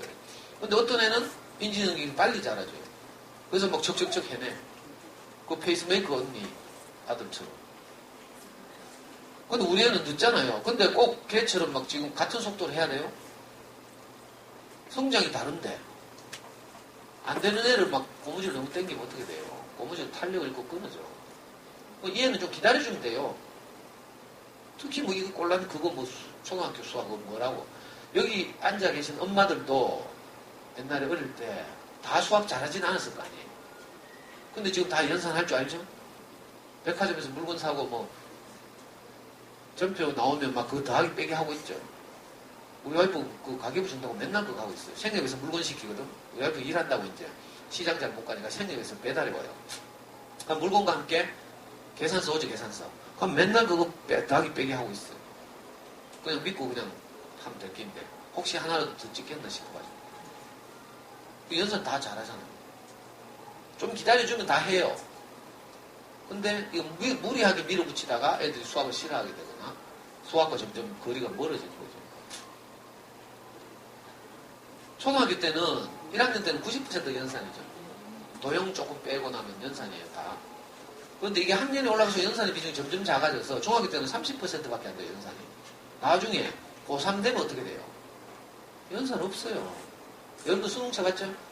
수능에서는요, 정답이 전부 1, 0, 마이너스 1, 2분의 1, 뭐 이런 거라. 계산 아주 간단해요. 그러니까 연산 때문에 쫄 일이 없는 거죠. 오히려 생각하는 힘이 딸려가지고 문제를 못 풀죠. 생각하는 힘만 있으면 아주 간단하게 문제가 착 풀려요. 아이디어만 조금 창의적인 아이디어만 있으면 그 문제를 뭐 2, 3분 하면 금방 딱 정답이 간단하게 나온다. 그렇죠? 거기다가 우리나라도 점점 발달하기 때문에 이제 선진국을 따라가죠. 그래서 지금도 일부 시범학교에서는 6학년 때 되면 계산기 써요. 제가 우리 연구소에서 초등학교 6학년 아이들하고 수업을 하는데 자기 주도적 수학 공부를 시키는 훈련을 시키거든요. 그 6학년 보면 인구 밀도 계산하는 데가 있어요. 4단은 비와 비례라는 단어 보면 인구 밀도를 계산하는데 인구 밀도는 숫자가 굉장히 크죠. 국토의 면적하고 인구하고 뭐 아니면 서울시의 면적과 인구 이러니까 이거 계산이 숫자가 너무 많아요. 그래서 갈로 열고 준비물 계산기 이렇게 써놨어요. 계산기 가지고 와도 된다는 뜻이에요. 그러니까 초등학교 4학년 이후로 점점 간단해지는 거라 수가. 초등학교 4학년 때 일단 뭐 큰 수라는 단어 있어요. 분수라는 단어에서 처음으로 뭐, 조, 이런 거 읽는 연습하고, 덧셈 할 때 세 자릿수 덧셈하고 이렇게. 근데 그 이후로는 그런 거 없어요. 그러니까 연산에 목매달면 안 돼요. 이거 꼭 기억해야 돼요. 초등학교 4학년 때 연산이 다인 줄 알고 너무 이걸로 소중히 노가다 시키다 보면 애들 수학이 점점 질리고 재미없고. 그래서 어떻게 하는가 하면 초등학교 4학년 때는 가능하면 수학 장난감, 뭐 꼭 어떤 분들은 교구라고 말하는데 꼭 교구가 아니더라도 수학적으로 연관되는 장난감을 어릴 때 많이 가지고 놀아야 돼요. 이건 이미 여러분들 유치원 아이들 보낼 때 많이 교육받으셨을 텐데 몬테소리 여사나 삐아제 여사나 이런 분들이 다 말했어요. 인간이 성장하는 과정을 분석해보니까 어릴 때는 주로 우뇌를 중심으로 움직인다. 우뇌는 창의적이고 직관적이고 또 공간 지각력 같은 게 발달하고 이럴 때죠. 감각적이고. 점점 커서 이제 사춘기를 지나가면서 좌뇌가 많이 움직이고 논리적이고 이성적이고 이런 합리적인 이런 사고가 발달해요. 그러니까 어릴 때는 주로 어떻게 해야 돼요? 우뇌 중심의 활동을 해야 돼요. 유치원 때 그래서 다 우뇌 중심의 활동하죠. 초등학교 4학년 때는 마찬가지예요. 그래서 장난감을 많이 가지고 노는데 자, 제가 추천한 장난감이 클리코라는 장난감이에요. 이건 잠순에 커가는 아이들에서 15년 전에 아주 대박난 장난감이에요. 대구 침산동에 어떤 수입업자가 대만에서 이 장난감을 수입해다가 15년 전에 서울에 가면 이제 해마다 10월달이 되면요 유아교육 박람회라는 게 열려요. 그러니까 전국에 있는 모든 이 왕구업자나 이런 사람들이 출품하거든요. 부스를. 거기서 대구 사람이 이걸 출품했잖아요. 근데 잠순에 어떤 엄마가 보고 딱 이거다 싶어가지고 바로 사진 찍어서 잠순에 올렸어요. 그날 이후로 완전 바로 동났어. 수입한 게. 그래서 제가 아무리 살락해도 우리 아이 초등학교 5학년 때 이야기예요. 아무리 살락해도 못 사겠는 거라. 그래가지고 제가 할 수 없이 수소문해가지고 이걸 수입한 업자 사무실 쳐들어갔잖아. 침산동. 비 오는 날. 지금도 생각나요. 쳐들어가가지고 그 샘플로 있던 거 내가 뺏어왔어. 그리고 제가 강의를 하면서 계속 이거 추천했어요. 아이들 수학 공부하다면 평면도형 이런 거 나오죠. 그러니까 평면도형을 만들어 본다든지 입체도형을 만든다든지 정다면체를 만든다든지 그 밖에도 수학적이 아닌 다른 입체적인 많은 것들을 만들 수 있는 레고하고 또 다른 거예요. 레고는 그냥 블럭을 계속 쌓는 거죠. 이거는 이제 평면과 연결고리들이 있는데 이걸 가지고 여러 가지 다양한 수학적 뭘 만드는 거죠. 전개도 같은 거. 초등학교 5학년 되면 이제 도형의 전개도 하고요. 6학년 되면 입체도형 나오고 뭐 이러거든요. 그리고 뭐 어릴 때 보면 다른 많은 이런 이 수학 교과 과정에 나오는 이렇게 도형과 관련된 항목들이 있죠. 그런 걸 할 때 어릴 때부터 이걸 가지고 놀면 아주 좋아요. 7세 이상이면 가지고 놀 수 있는데 좀 비싸죠. 제가 우리 5학년 때 살 때는 850피스짜리가 10만 원 정도 했어요. 이게 너무 적거든요. 근데 좀 다양하고 입체적으로 갖고 놀기에는. 그래서 요즘 네이버 검색 한번 해봐요. 이 장난감. 그러면 막 동영상도 나와 있고 뭐 많이 나와 있어요. 아이들이 적어도 이런 장난감 어릴 때부터 가지고 놀아야 되죠. 집에서. 특히 아빠도 퇴근하고 오면 거실에서 탁자 같은 데서 이런 거 펴놓고 애들은요, 어린 애들은 주로 이런 걸 가지고 있어도 평면적인 연결밖에 못해. 아직 개념이 없어요. 해보면 애들 저학년들은 다 방바닥에서 평면으로 전부 연결해. 근데 고학년이 되면 입체를 만들죠. 그래서 아빠들이 같이 놀아주면 애들이 훨씬 이렇게 발달이 빨라요. 아빠들 꼬셔서 자녀 교육에 좀 도움되게 하기 제일 좋은 게 이거죠, 이거. 이거 해가지고 애들하고 재밌게 놀면 그 다음에 그림책 좀 읽어주라고 하는 거라. 엄마들 목 아플 때. 애들 정말 책 많이 읽어줘야 되거든요. 학교 도서관이 문을 안 연다니까 내가 할 말이 없네. 도서관에서 좋은 그림책 빌려다가 매일 이렇게 꾸준히 읽어주는 게 초등학교 저학년 때 굉장히 중요한 거예요. 책 읽으라고 하면 안 돼, 애들한테. 아이들이 한글 안다고 책 읽어주라고 하면요, 애들이 막 굉장히 부담을 느껴요. 그래서 엄마들이 계속 읽어주는 게 중요해요. 나중에 애들이 커가지고 엄마가 읽어주는 속도가 지가 눈으로 읽는 것보다 훨씬 빠를 때가 와요. 그럼 엄마 읽어주는 게 답답하죠? 그때 되면 엄마, 내가 읽을게 줘. 그때까지 계속 읽어줘요. 저학년 때는요, 애들이 말귀를 못 알아듣거든. 선생님 말씀을 못 알아들어요. 그래서 엄마들이 많이 읽어주는, 엄마가 읽어주는 목소리를 많이 듣는 애들이 학교 수업 때 선생님 말을 잘 받아들여요. 자, 초등학교 1학년 아이들한테 아주 필요한 장난감이죠. 할리갈리 알아요? 초등학교 1학년 보면 뭐 1에서 9까지의 수 이런 것도 하고요. 좀 어려운 단원에 가면 5를 어떻게 만드는가 이런 거 나오죠? 언제 나오더라? 2학기 때 나오나? 1학기 때 나와요? 1학년은 뭐 없구나. 있어도 뭐 교과서를 봤어야지. 그렇죠? 그래서 내가 좀 이따 말씀드리려고. 자, 할리갈리라는 건요, 요 카드를 엎어놓고 가족들이 모여서 카드를 한 장씩 뒤집는 거예요, 가족들이. 그래서 모든 가족이 뒤집은 카드의 똑같은 과일의 합이 5개가 될 때 가운데 놓은 종을 치고 다른 사람들 카드를 다 뺏어가는 거죠. 이거 정말 재밌어요. 저는 제 강의 듣는 엄마들 중에 초청받아가면 3학년, 4학년 아이들하고 이 노래 하거든요. 할리갈리. 근데 할리갈리를 하면요, 저절로 연필과 종이로 1 더하기 4는 5, 뭐 2 더하기 3은 5, 뭐 5 빼기 4는 1, 이 작업 안 해도 돼요. 그냥 할리갈리 하는 놀이 자체로 저절로 초등학교 1학년 때 나오는, 이거 수 가르기, 수 모으기라고 표현하세요. 이 작업이 저절로 되는 거예요. 이런 장난감 몇 천원 안 하니까 초등학교 1학년 아이들 같으면 이런 거 가지고 놀아야죠. 왜 어릴 때 애들 오르다 가지고 많이 하죠, 이런 작업. 엄마들 보면요, 꼭 오르다 재밌다 하면 꼭 오르다 선생님을 부른다. 그렇게 하면 안 되고요. 장난감을 사서 가족들이 놀아야지, 가족들. 선생님 와서 뭐 하는 줄 알아요? 옆 친구하고 있잖아요. 둘이 막 시합을 시켜. 그래가지고 애는 막 이기고 싶은데 지잖아요. 옆집 아이한테 가면서 열받고 속상하잖아요. 근데 오르다 선생님 뭐라 하는 줄 알아요? 친구가 이겼으니까 축하하자, 박수 치자 하면서. 이씨, 저 가지고 뿔딱 나 죽겠는데 지금 친구 이겼다고 박수 치지. 이렇게 하면서 뭐 사회성 기른다 해서 꼭 방문 선생님 부르고 이렇게 하지 말고 엄마 아빠하고 그냥 놀아요, 장난감 가지고. 그러다 보면 애들이 막 엄마 아빠한테 악착같이 이기려고 하거든. 그건 보통 보면 엄마들은 일부러 져주고 아빠들은 절대 안 져주고 그러죠. 우리 집도 그랬어. 우리 와이프는 계속 져주고 저는 절대 안 져줘. 가면 막 애가 막 약 올라가지고 있잖아. 아빠한테 한번 이기려고 막 악착같이 하자하고 이렇게 하면서 뭐가 자라죠. 자, 이건 지오보드라는 거예요. 초등학교 2학년인가 보면 나오죠. 교과서 안 봤으니까 모르겠다. 자, 이런 그 플라스틱 돌기에, 플라스틱 판에 돌기가 튀어나 있어요. 저기다 고무줄을 걸어서 여러 가지 평면 도형을 만들어 보고 하는 거죠. 그러니까 숫자 없이 도형의 넓이 같은 걸 계산할 때 이 지오보드를 해놓으면 나중에 고학년이 돼서 뭐 밑변 곱하기 높이 나누기 2는 뭐 어쩌다 이런 거 그 직관적으로 할 수 있어요. 왜냐하면 자, 한 칸이 1이잖아요. 한 칸 한 칸이니까 넓이도 한 칸이 되는 거죠.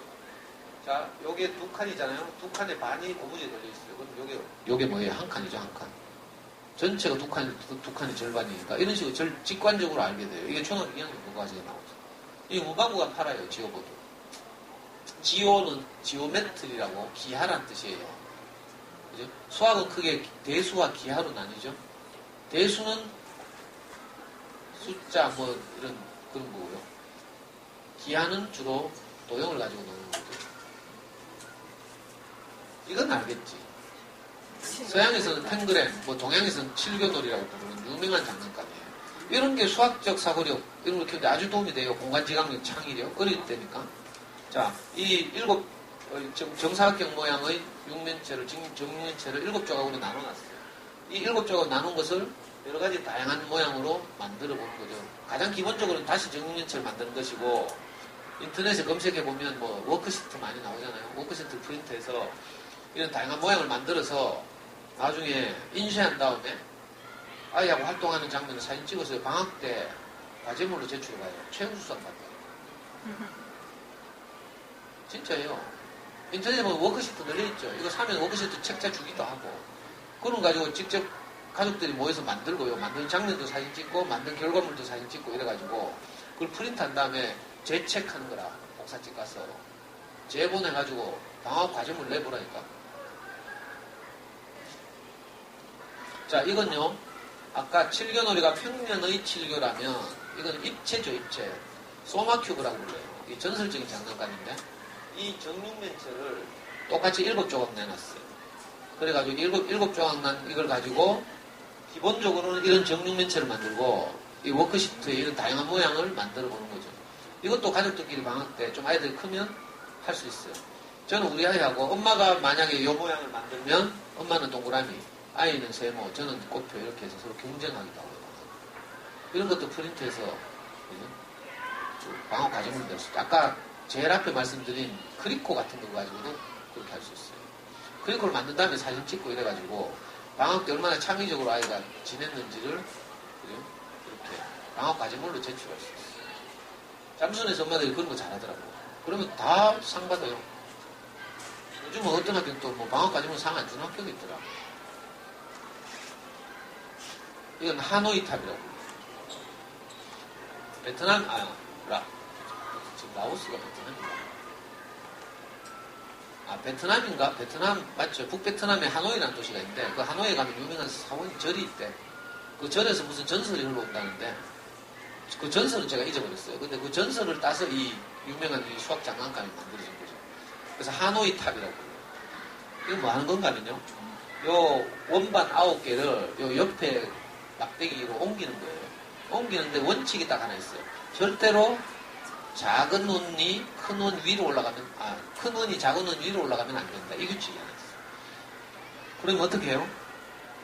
요 작은 놈을 여기다, 이제 예를 들어 이쪽으로 옮긴다고 칩시다. 그러면 작은 원을 여기다 갖다 놓고 두 번째 원을 여기다 갖다 놓고.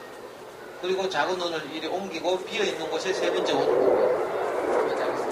그리고 다시 이 두 번째 원을 요리 옮기고 첫 번째 원을 이렇게 옮기고. 이런 식으로 계속 논리적이고 집중력을 이렇게 가지고 해야 9개를 여기 다 옮길 수 있어요. 이거 알면 이제 쉬운데 처음에 어렵죠. 그래서 저학년들은 이거 5개, 원반 5개나 3개 가지고 이제 하면 이거 사고력이 키워지는 거죠. 이거 제가 깜짝 놀랐는데 침팬지들이 이거 해요. 미국에 가면 나사라고 있어요. 우주선 개발하고 하는데 미국 나사라는 연구소가 있는데 거기서 그 침팬지를 훈련시킬 때, 침팬지를 훈련을 시킬 때 이거 가지고 제가 영화 보다 깜짝 놀랐잖아. 혹성 탈출이라고. 거기 과학자들이 침팬지를 이걸 훈련시켜가지고 인마 이게 사람보다 더 잘해.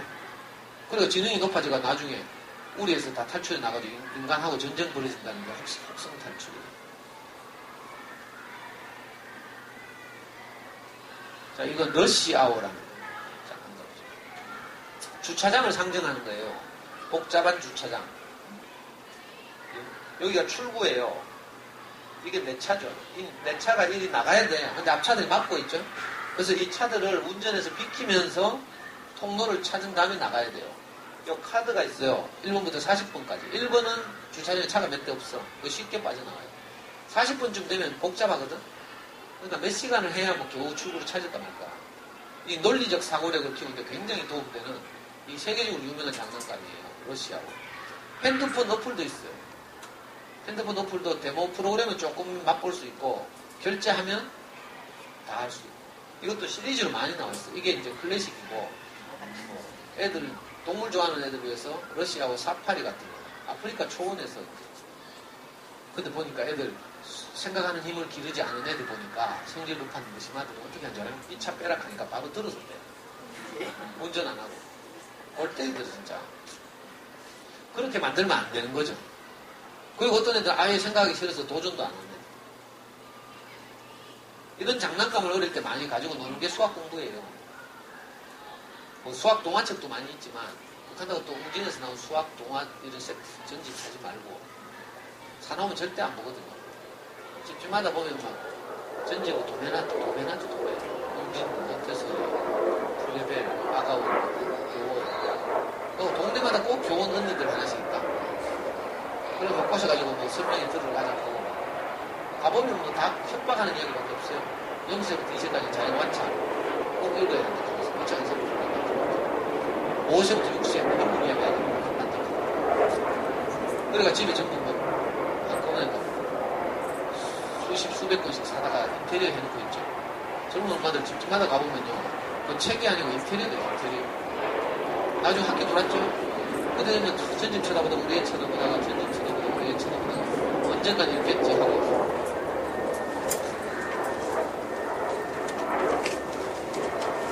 자 지금 아이들 가지고 있는 교과서 스토리텔링 수학 그래서 옛날 요즘은 뭐 이런 데 없지만 스토리텔링 수학 교과서로 바뀌니까 막 겁주면서 막 큰일 났다 하면서 우리 학원 그대로 가면 되죠. 그런데 사실은 스토리텔링 수학 교과서는요, 아이들이 수학을 쉽게 이해하도록 돕기 위해서 일부러 스토리를 도입한 거죠. 그 수학 교과서 보면요, 매 단원마다 6페이지는 스토리예요. 쓸데없이 6페이지 스토리 끼워나가 책이 두꺼워졌지. 자, 그러니까 수학 공부를 잘하게 하는 방법은요, 책과 친구가 되게 하는 거예요. 특히 저학년 때는 엄마들이 책을 많이 읽어줘. 저학년 때 수학 못하는 애들은요, 대부분 말귀를 못 알아들어요. 문제를 못 푸는 게 아니고 엄마가 읽어주면 푸는데 학교에서 지원차 처음에 틀린다니까. 왜? 무슨 말인지 말귀를 몰라요. 이건 공통적으로 6학년도 그래요. 지금 저하고 수업하는 애들 보면 6학년인데 문장제 문제가 나오잖아요. 무슨 말인지 말귀를 못 알아들어. 그러니까 엉뚱한 소리 하고 있다. 그러니까 어떻게 해요? 수학 공부를 잘하려고 해도 사실은 좋은 어린이책을 꾸준히 충분히 읽는 작업이 항상 아이들 교육에서 핵심이 돼야 돼요. 그래서 네이버 같은 데 보면요, 막 기상천외한 대답들 막 많이 돌아다니는 시험지 사진 찍고 올리고. 근데 뭐 진짜 기발한 이야기들 많죠.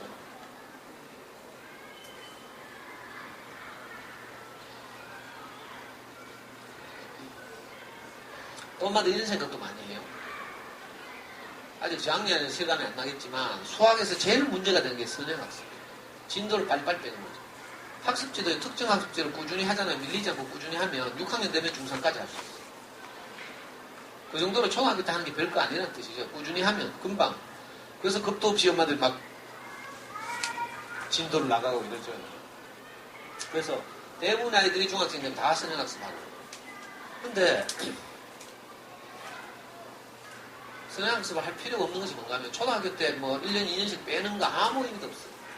기껏 빼봤자 여기 보시면 우리 아이가 고등학교 가서 수학 공부를 할 양을 고등학교 이과 가는 아이들이 수학 공부 양이 19칸이에요. 이 표로 19칸이라면 초등 6년 동안 배우는 한 칸밖에 안 돼요. 초등학교 한 학년에 한 학기에 6단원씩 해서 1년이면 12단원이에요. 이 12단원 곱하기 6 하는 거죠. 굉장히 많은 것 같잖아요. 막상 해보면 한 단원당 개념 2개밖에 없어요. 그래가지고 얼마 안 해도 돼요. 그리고 수학을 어려워하면 쉬어도 되고. 나중에 한 6학년쯤 돼가지고 제대로 다시 복습하면 금방 따라잡아요. 그러니까 진도에 연연하면 안 돼요. 진도보다 더 중요한 게 뭔가 하면 복습이에요. 아까 수학을 포기하는 아이들이 중학교 2학년 때 많다고 했죠. 왜 그런가 하면 초등학교 때부터 어떤 단원에서 구멍이 나요. 구멍이 난 채로 그냥 다음 학년에 올라갑니다. 우리나라 교육과정이 어떻게 되는가 하면요. 아이들이 초, 중, 고등학교 때까지 배울 수학 교과서를 교과서 안에 내용을 많이 집어넣었어. 그래가지고 미국 가자는 우리나라 애들이 다 수학 1등이에요. 왜? 너무 많이 배워가지고. 이상한 일이죠. 이걸 보고 이제 단선형 교육과정을 1학년 때 배운 거를 2학년 때 전혀 반복하지 않고 다시 2학년 때 새로운 내용 100%. 3학년 되면 또 새로운 내용 100% 이렇게. 그래서 중복이 안 되는 거라. 근데 저 서양의 교육과정, 예를 들어서 저 노르웨이나 스웨덴 같은 데 가면요. 교육과정이 어떤가 하면 1학년 때 1에서 100까지 배웠어요. 2학년 때는 70부터 100까지, 70부터 170까지. 무슨 말인지 알겠어요? 30%를 반복시키는 거야. 그러니까 복습이 되는 거죠. 그 대신에 그러니까 같은 시간 안에 그걸 그렇게 하려니까 수학 교육 과정의 양이 적어지는 거야. 근데 우리나라는 고등학교 3학년 때까지 미분과 적분 뭐 이상한 것까지 다 때려가지고 하려고 하니까 중복을 못 시키는 거죠. 그래서 1학년 때 배운 건 2학년 때 다시 안 배워요. 그래서 1학년 때 구멍이 딱 나면요. 이게 나중에 한 3학년쯤 가면 표시가 나는 거죠. 왜냐면 예를 들어서 지금 6학년 가면요. 5학년에 6학년 가면 뭐 직육면체의 부피 구하는 거 이런 거 나와요. 직육면체 부피를 구하는데 조금 어렵게 내는 문제 어떻게 내는가 하면 가로와 세로는 센티미터로 표현해 놓고 높이는 미터로 표현해 놨어요. 가로와 세로는 90cm, 60cm 이렇게 해놓고 미터는 0.8m 이렇게 써놨어요. 그러면 직육면체 부피 구하는 공식은 아무나 다 알죠. 밑변 곱하기 높이 해가지고 밑넓이를 구한 다음에 곱하기 높이 하면 직육면체 부피가 돼요. 근데 6학년들이 어떻게 하잖아요? 미터를 센티미터로 고치거나 센티미터를 미터로 고쳐야 되죠. 문제에서 몇 세제곱 미터입니까? 라고 물으면 가로, 세로, 센티미터를 다 미터로 고쳐야 되고 0.9, 0.6으로 고쳐야 되고 반대로 몇 세제곱 센티미터입니까? 라고 물으면 미터를 센티미터로 고친 다음에 계산을 해야 돼요. 근데 6학년 애들이 애들이 6학년 중에 이걸요, 센티미터를 미터로 고치는 걸 불확실하게 하는 거예요. 얘들 왜 그런 줄 알아요? 6학년인데 3학년 때 3학년 1학기 5단원인가 보면요, 길이와 시간이라는 단원이 있어요. 그 길이와 시간에서 1분은 60초, 이것도 이거요, 길이도 있죠. 1m는 1000m는 1km, 10cm 1m, 이거 있죠. 이걸 이제 정확하게 알고 지나와야 되는데 이거 잘 대충 하고 오잖아요. 막상 수학 문제를 만나면 이거 굉장히 쉽잖아요. 근데 6학년들이 이걸 못해. 구멍이 났다는 뜻이죠.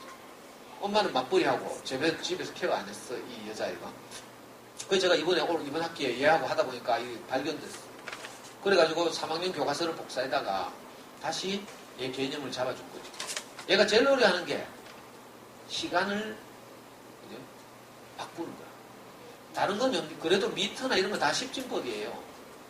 10이 이렇게 모이면 100이 되고 뭐 이런 식인데, 이놈의 시간은 10진법이 아니고 60진법이죠. 그죠? 초가 60개 모이면 1분, 분이 60개 모이면 시간이에요. 나중에 되면 6학년 4단원 보면 비와 비율 단에 보면 시간, 거리, 속도, 이 삼각관계가 있어요. 이거 골치 아프죠. 근데 여기서도 문제가 시간을 초를 분으로 고치거나 분으로 시로 고친 다음에 시속을 구하려면 문제에서는 뭐 분이나 초가 주어졌다 하더라도 구하려고 하는 것이 시속을 구하래. 시간당 얼마를 가는가. 그러면 단위를 고쳐야 되죠. 예를 들어 뭐 150분 하면 이거는 150분 몇 시간이에요? 2와 2분의 1이죠. 암산하면 바로 나오죠. 근데 애들은 이거 몰라. 2와 2시간 하면 120분인 줄 알아. 30분 남잖아? 30분은 100분의 30인 줄 알아. 10진법으로 하더라고요. 무슨 말인지 알겠어요? 그러니까 2시간은 120분이니까 30분 남았어. 30분은 60분, 1시간 60분이니까 60분 분의 30분. 약분은 2분의 1이죠. 자, 이렇게 고쳐야 정확한 그죠? 계산이 가능하죠. 구하려고 하는 걸 구할 수가 있어요. 근데 애들이 초등학교 3학년 때 시간과 길이 단원을 대충 하고 오는 거예요. 엄마도 연산 다 할 줄 아니까 대충 하고 오죠. 그러면 6학년 와서 이렇게 구멍이 나는 거야. 그래서 얘가 시간을 이거 변환하는 문제를 굉장히 어려워해요. 근데 이걸 학원 같은 데 가서 이걸 찾아주냐 안 찾아줘요. 학원에서 일방적으로 수업하고 이러니까. 그래서 뭘 해야 돼요? 수학 공부에서 가장 중요한 게 복습이에요. 선행학습이 아니라 복습. 이게 뭐 하는 장면인 줄 알아요? 이 새들이 알파 구하고 바둑을 두고 난 다음에 동료 프로기사들하고 복귀하는 장면이에요. 프로기사들 사이에서 가장 중요한 게 복귀거든요. 대회를 하잖아요. 둘이 시합을 해요. 그리고 진 놈이 기분 나쁘잖아요. 그래도 절대 안 일나요. 같이 앉아서 바둑돌을 다 뜯어낸 다음에 다시 놓아보면서 내가 만약에 이렇게 했다면 어땠을까? 그때 내가 이걸 잘못해서 진 것 같은데 이 수를 다른 식으로 했으면 너는 어떻게 받을래? 뭐 이렇게 이제 검토해보는 거죠. 이게 복귀예요. 이 가장 논리적인 애들이 바둑 두는 애들이죠. 그런 에피소드 있잖아요. 이건 이세돌 에피소드 알아요? 5남매가 있어. 아빠 초등학교 전라남도에 있는 초등학교 선생님 하면서 5남매를 키웠죠. 이세돌이 제일 큰 형이 프로기사예요. 구단이에요. 이세돌보다 먼저 구단이 됐는데 이세돌처럼 재능이 뛰어나진 않아서 이름을 날리지 못했죠. 그래서 이세돌의 주로 매니저를 했어요. 어릴 때 이세돌 키우고. 근데 아빠가 둘째도 키워보고 세돌이도 해보고 했잖아요. 근데 둘째가 제일 머리가 나빴대. 머리 나쁘니까 바둑하지 말겠어요. 그래서 얘가 어떻게 됐어요 나중에? 몰라요? 서울대 컴퓨터공학과 갔잖아. 뭐 별로 반응이 없네. 무슨 말 하는지 모르구나. 제일 머리 나쁜 놈이 서울대 컴퓨터공학과 간다고 그 집에서. 정말 머리 좋은데 바둑한다 이 말이에요. 그러니까 바둑은 인류가 만들어내는 가장 논리적인 게임이에요. 이걸 수학적으로 말하면 361팩토리예요. 무슨 말인지 알아요? 그래서 지금까지 바둑이 생긴 일에 한 번도 같은 바둑이 나온 적이 없어요. 왜 그런가 하면 361팩토리예요. 이게 뭐라고 하는 거예요? 경우의 수가 너무 무진장해서 361 곱하기 360 곱하기 359 곱하기 358 곱하기 이걸 계속 해야 돼요. 왜? 바둑판은 361칸으로 되어 있거든요. 내가 여기에 착점하면 두 번째 수를 상대가 착점할 가능성은 360이죠. 내가 첫 수를 넣을 가능성은 361이에요. 360은 한 칸 가운데 하나니까. 그죠? 그래서 상대가 360 중에 하나를 선택해요. 그 다음 내가 또 359 가운데 하나를 선택해요. 이걸 보고 수학적으로 계산하면 361 팩토리얼. 엄청난 숫자가 되죠. 하여튼 이 가장 논리적인 사람들일수록 이 복귀를 가장 중요하게 생각합니다. 그래서 정말 막 큰 대회에서 져가지고 속상해가지고 혼자 나가는 경우는 있지만 웬만한 경우에 프로기사들은 항상 복귀를. 그리고 동네 바둑 두는 사람들도 4급 이상만 되면 애가 확 바둑판 엎었잖아요. 바둑 두는데 친구 놀러 와가지고 애가 뭐 바둑판 쏟았어. 그래도 다시 그대로 놓을 수 있어. 왜 그런 줄 알아요? 한 수를 놓을 때 논리적 사고를 통해서 놓거든요. 이해될지 모르겠네요. 그죠? 왜 내가 이 수를 두는지 상대방이 이렇게 뒀기 때문에 나는 여러 가지 그 경우의 수 가운데 이 수가 가장 최선이라고 생각해서 그 다음 수를 놓는 거예요. 4급 이상 되면. 그러면 이게 논리적으로 내가 사고했기 때문에 다 생각이 나요. 프로기사들은요, 10년 전에 둔 바둑도 다시 다 나와. 생각이 나서. 옛날 고수들이 책 보고 그래서 공부하고 이러는 거예요. 그러니까 복습이 수학에서 가장 중요하다. 선행학습 절대로 하면 안 돼요. 하도 이게 우리나라 수학을 망치고 있어서 정부에서 선행학습 금지법을 만들었어요. 제가 서울에 교육부에 올라가서 연수도 받고 왔잖아요. 근데 사설학원에서까지는 이걸 막을 수가 없어. 자본주의 사회니까 이걸 막는 것은 이제 그 헌법이 위배되기 때문에 그 공교육 안에서만 선행학습을 막고 있어. 선행학습 하면요, 어디서 뭐 개념은 들었어. 개념의 제목 같은 거 들어가지고 제대로 모르면서도 아는 것 같이 생각이 돼서 수업 시간에 불성실해지고 이런 착시 효과가 일어나죠. 모르면서도 이름은 들어봤기 때문에 아는 것 같은 이런 착시. 책도 그래요. 유명한 책들요, 우리 집에 꽂혀있죠. 제목 계속 보고 있어요. 톨스토이의 부활. 계속 보다 보면 마치 내가 읽은 것 같아요. 뭐 까라마조프 이런 것들 이렇게 자꾸 있잖아요. 제목 많이 들었죠. 마치 내가 읽은 것 같아요. 선행학습도 이와 비슷해요.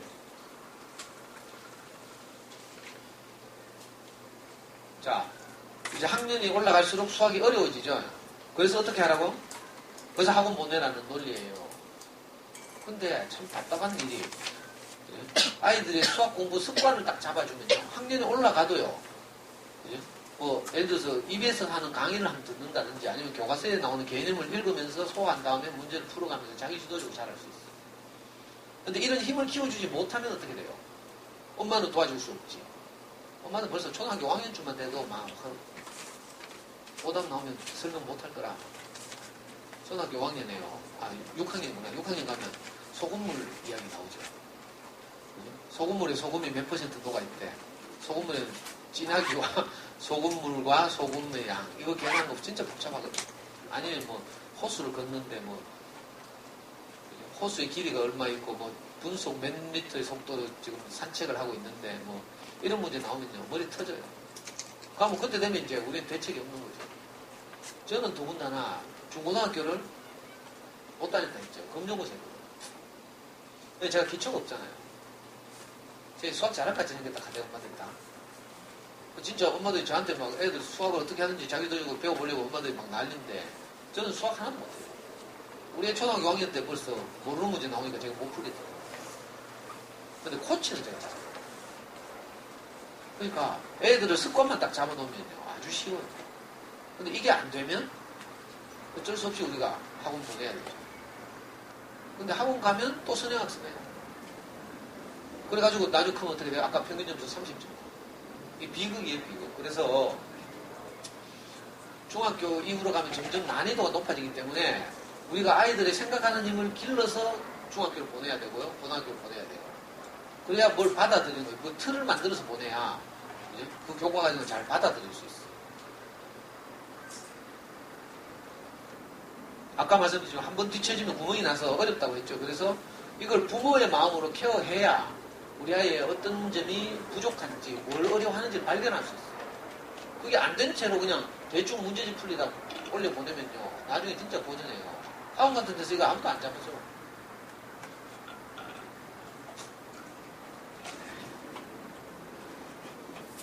이건 진짜 이런 엄마들 사이에서 이런 거 있죠. 이건 어떤 경우 하면 정말 탱자탱자 놀던 놈이 학원 가가지고 공부 좀 하면 성적이 올라요. 이런 경우지. 그 학원 가면 그리고 보통 뭐해요? 반복해서 풀려요. 중학교 가보면 제일 많이 쓰는 교재가 뭔지 알아요? 센. 센이 우리나라 수학을 망친다고 저는 생각하는데 제일 많이 팔리고 있어요. 역설적으로. 이런 걸 보고 이른바 유형별 학습이라고 해요. 똑같은 패턴의 문제를 반복해서 풀어서 빠른 시간 내 문제를 해결하는 거. 이게 왜 그런가 하면 중학교 때는요. 학교 담임 선생님들이 좋은 문제를 만들어낼 수가 없어요. 아이들 한 학교에서 300명을 이렇게 변별해야 되는데 등급을 매겨야 되는데 좋은 문제를 만들어내기는 어려우니까 어떻게 해요? 문제 수를 많이 하는 거예요. 45분 동안 시험을 치면서 문제 수를 5문제만 많이 하면 속도로 성적을 매기는 거죠. 그러니까 중학교 때 높은 성적을 얻으려고 하면 속도가 빨라야 돼요. 그럼 어떻게 해요? 할 수 없이 똑같은 패턴의 유형 문제를 계속 기계적으로 반복해서 푸는 거죠. 자, 이건 생각하는 힘이 자라는 것과 아무 상관이 없어요. 유형이 익숙해지는 거죠. 조금만 개념을 달리해서 문제를 물어보면 또 틀리게 돼 있어요. 우리나라 중학교 때 가능하면 중학교 때까지 성적에 너무 연연하면 안 돼요. 특히 수학 같은 거. 굉장히 위험해져요. 그리고 수학은 공식을 암기하는 게 아니라 뭘 해야 돼요? 개념을 정확하게 익혀야 돼요. 애들 보면요. 삼각형의 넓이 구할 때 엄마들도 그렇겠지만 삼각형의 넓이를 구하는데 밑변 곱하기 높이 나누기 2를 해.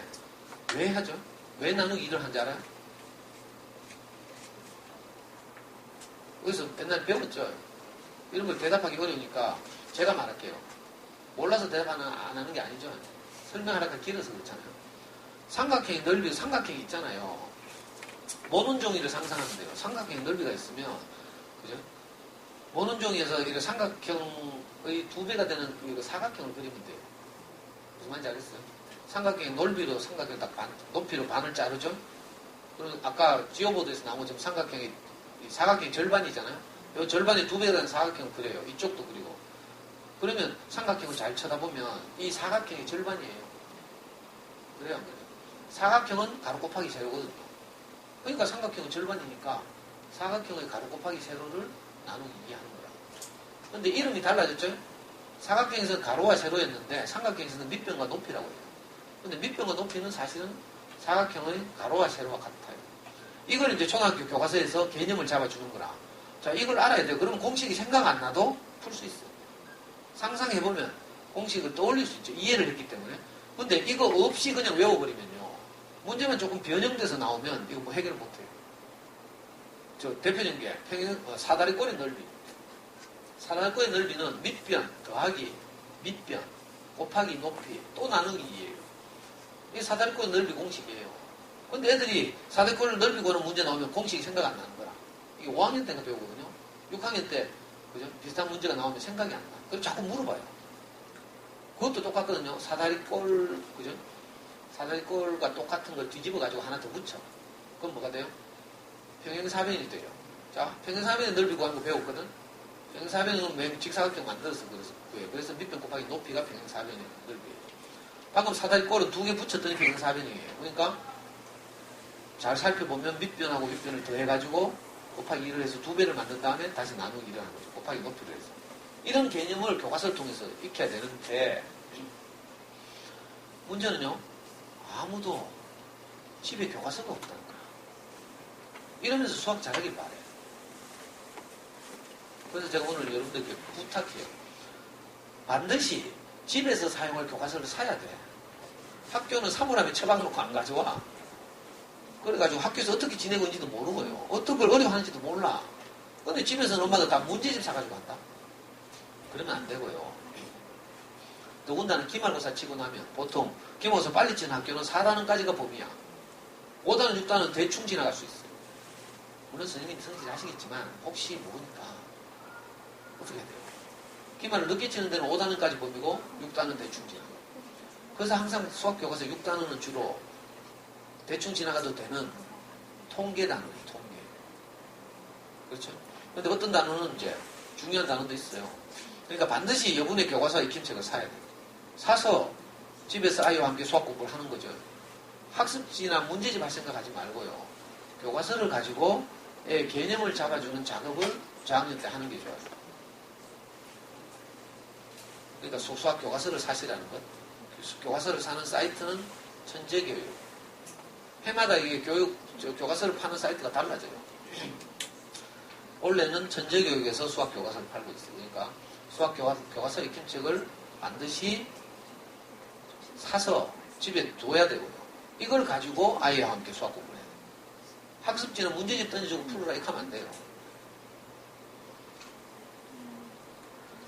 시간이 많이 됐네.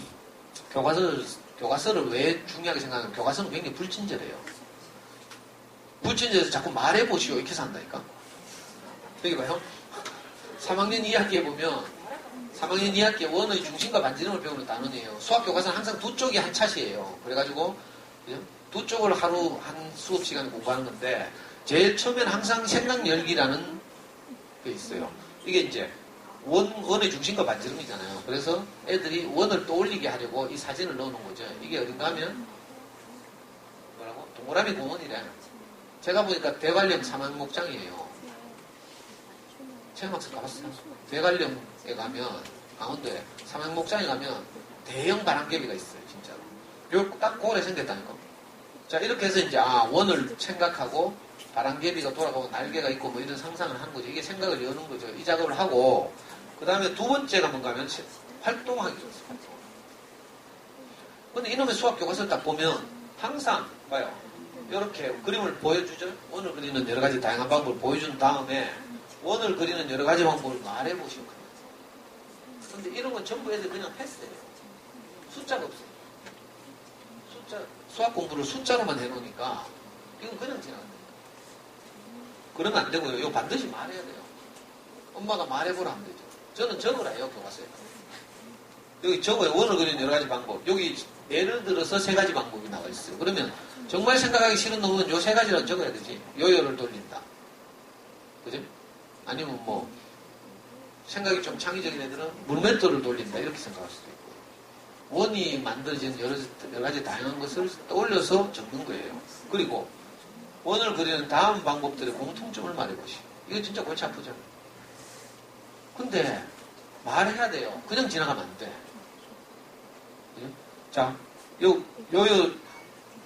공통점 말하기 어렵죠?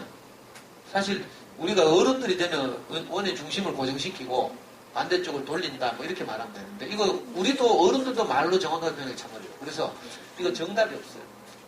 애가 생각해보고 말하면 그걸로 우리가 칭찬하고 이렇게. 근데 있잖아요. 말하려고 하면 뭐 해야 돼요? 이걸 잘 관찰하고 생각하고 이래야 돼요. 그 수학 교과서가 왜 불친절한가 하면 우리로 하여금 아이들로 하여금 생각하게 만들어요. 그러니까 교과서가 좋은 거지. 우리나라에서 가장 우수한 그죠? 인재들이 수학 교과서를 만들었어요. 근데 문제집 어떤지 알아요? 아주 친절해요. 매 단어마다 앞에다가 박스 딱 해가지고 다 정리해놨어, 지우가. 애들이 생각하고 지 입으로 대답해보고 할 그게 시간이 없어요. 박스로 다 정리해놓고 뒤에 문제 주고 이러죠. 근데 우리가 문제집 받아보면 알겠지만 엄마나 애들이 안에 박스에 정리된 남이 정리해놓은 거 그거 백날 읽어도 내 머리 안 돌아요. 그래서 대부분 그거 안 읽고 생략하고 바로 문제 풀어요. 실제로 그렇죠? 아이들이 해보면. 그래서 문제집은 친절하기 때문에 좋은 교재가 아닌 거라. 무슨 말인지 알겠어요? 우린 친절한 게 좋은 건지 아는데 그렇잖아요. 자기가 정리된 그죠? 자기 힘으로 정리한 거 이게 진짜죠, 진짜. 가끔씩 시어머니들이 살림하는데 와가지고 엄마 어디 일하러 가고 이랬을 때 설거지 막 해가지고 싱크대 정리해주고 가는 시어머니들 있잖아.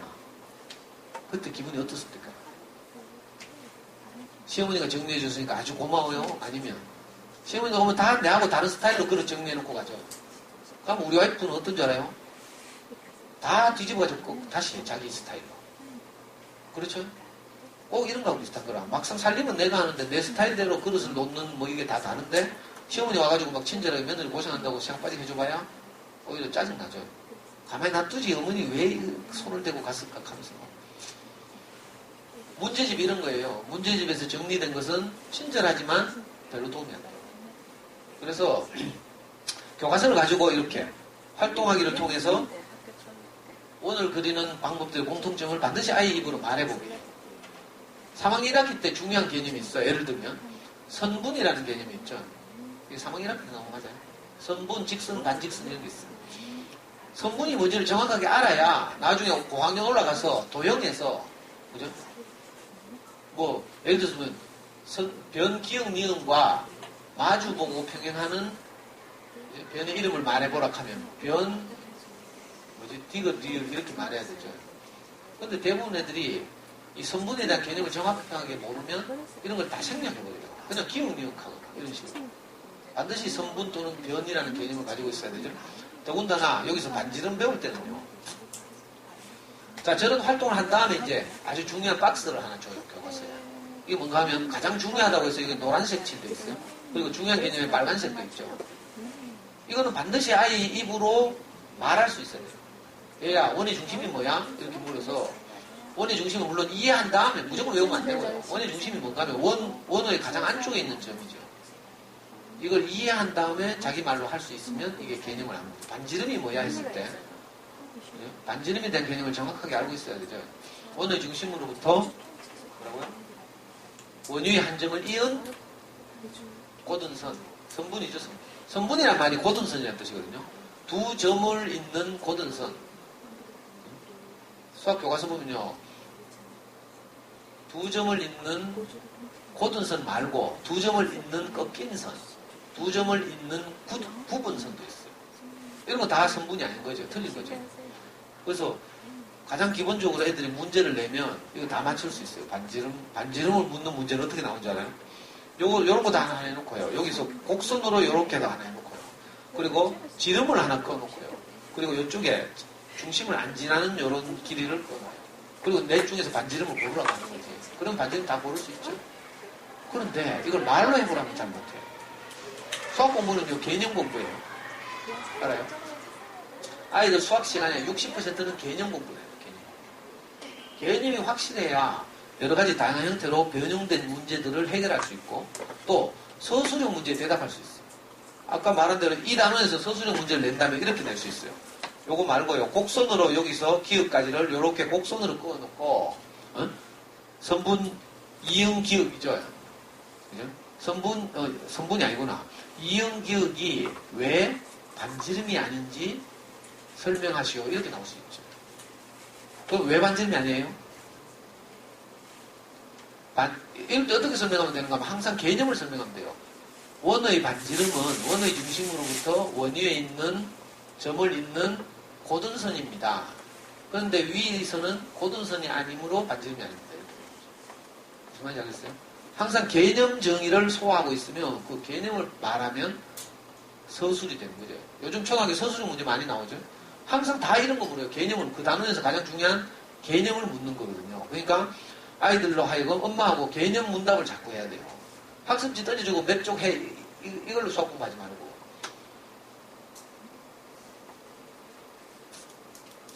그리고 나면 같은 차시에 항상 이렇게 실생활에서 드러나는 원에 대한 것을 보여주고 있어요. 그리고 마지막에 마무리라는 게 있죠. 이게 두 쪽으로 되어 있어요. 한 차시가 두 쪽으로 되어 있죠. 자, 마무리에 보면 아까 활동 1에서 했던 작업이죠. 한쪽 중심을 고정시키고, 그죠? 바깥쪽을 이렇게 돌려서 원 모양을 만드는 거죠. 여기다가 예를 써놨어요. 그리고 요 경우에는 어떻게 쓰는지를 해보랍니다. 그죠?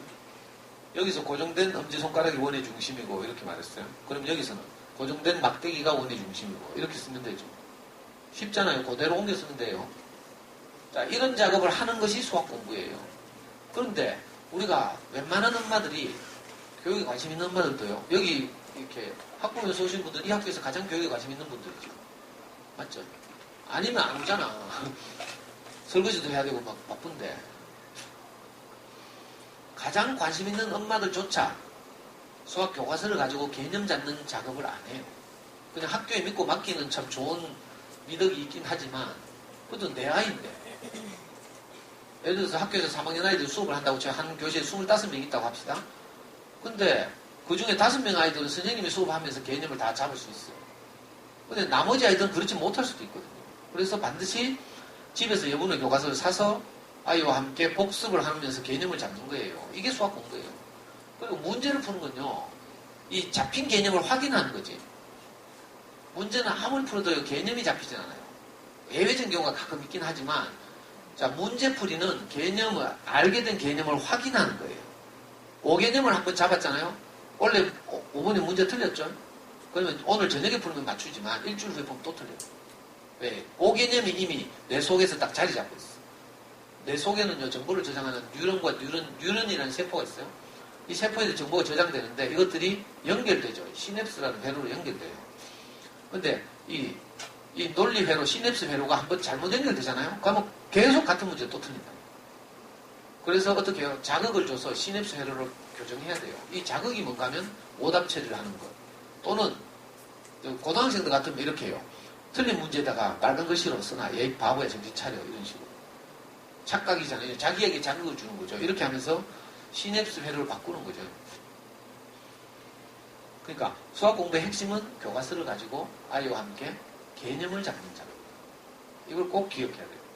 이거 하게 되면요, 학원 보낼 필요 없죠. 남한테 맡길 필요도 없고, 이거 굉장히 쉬워요. 근데 교과서가 좀 불친절하기 때문에 아이도 하여금 자꾸 생각해서 대답하게 하니까 유도하는 거죠, 유도.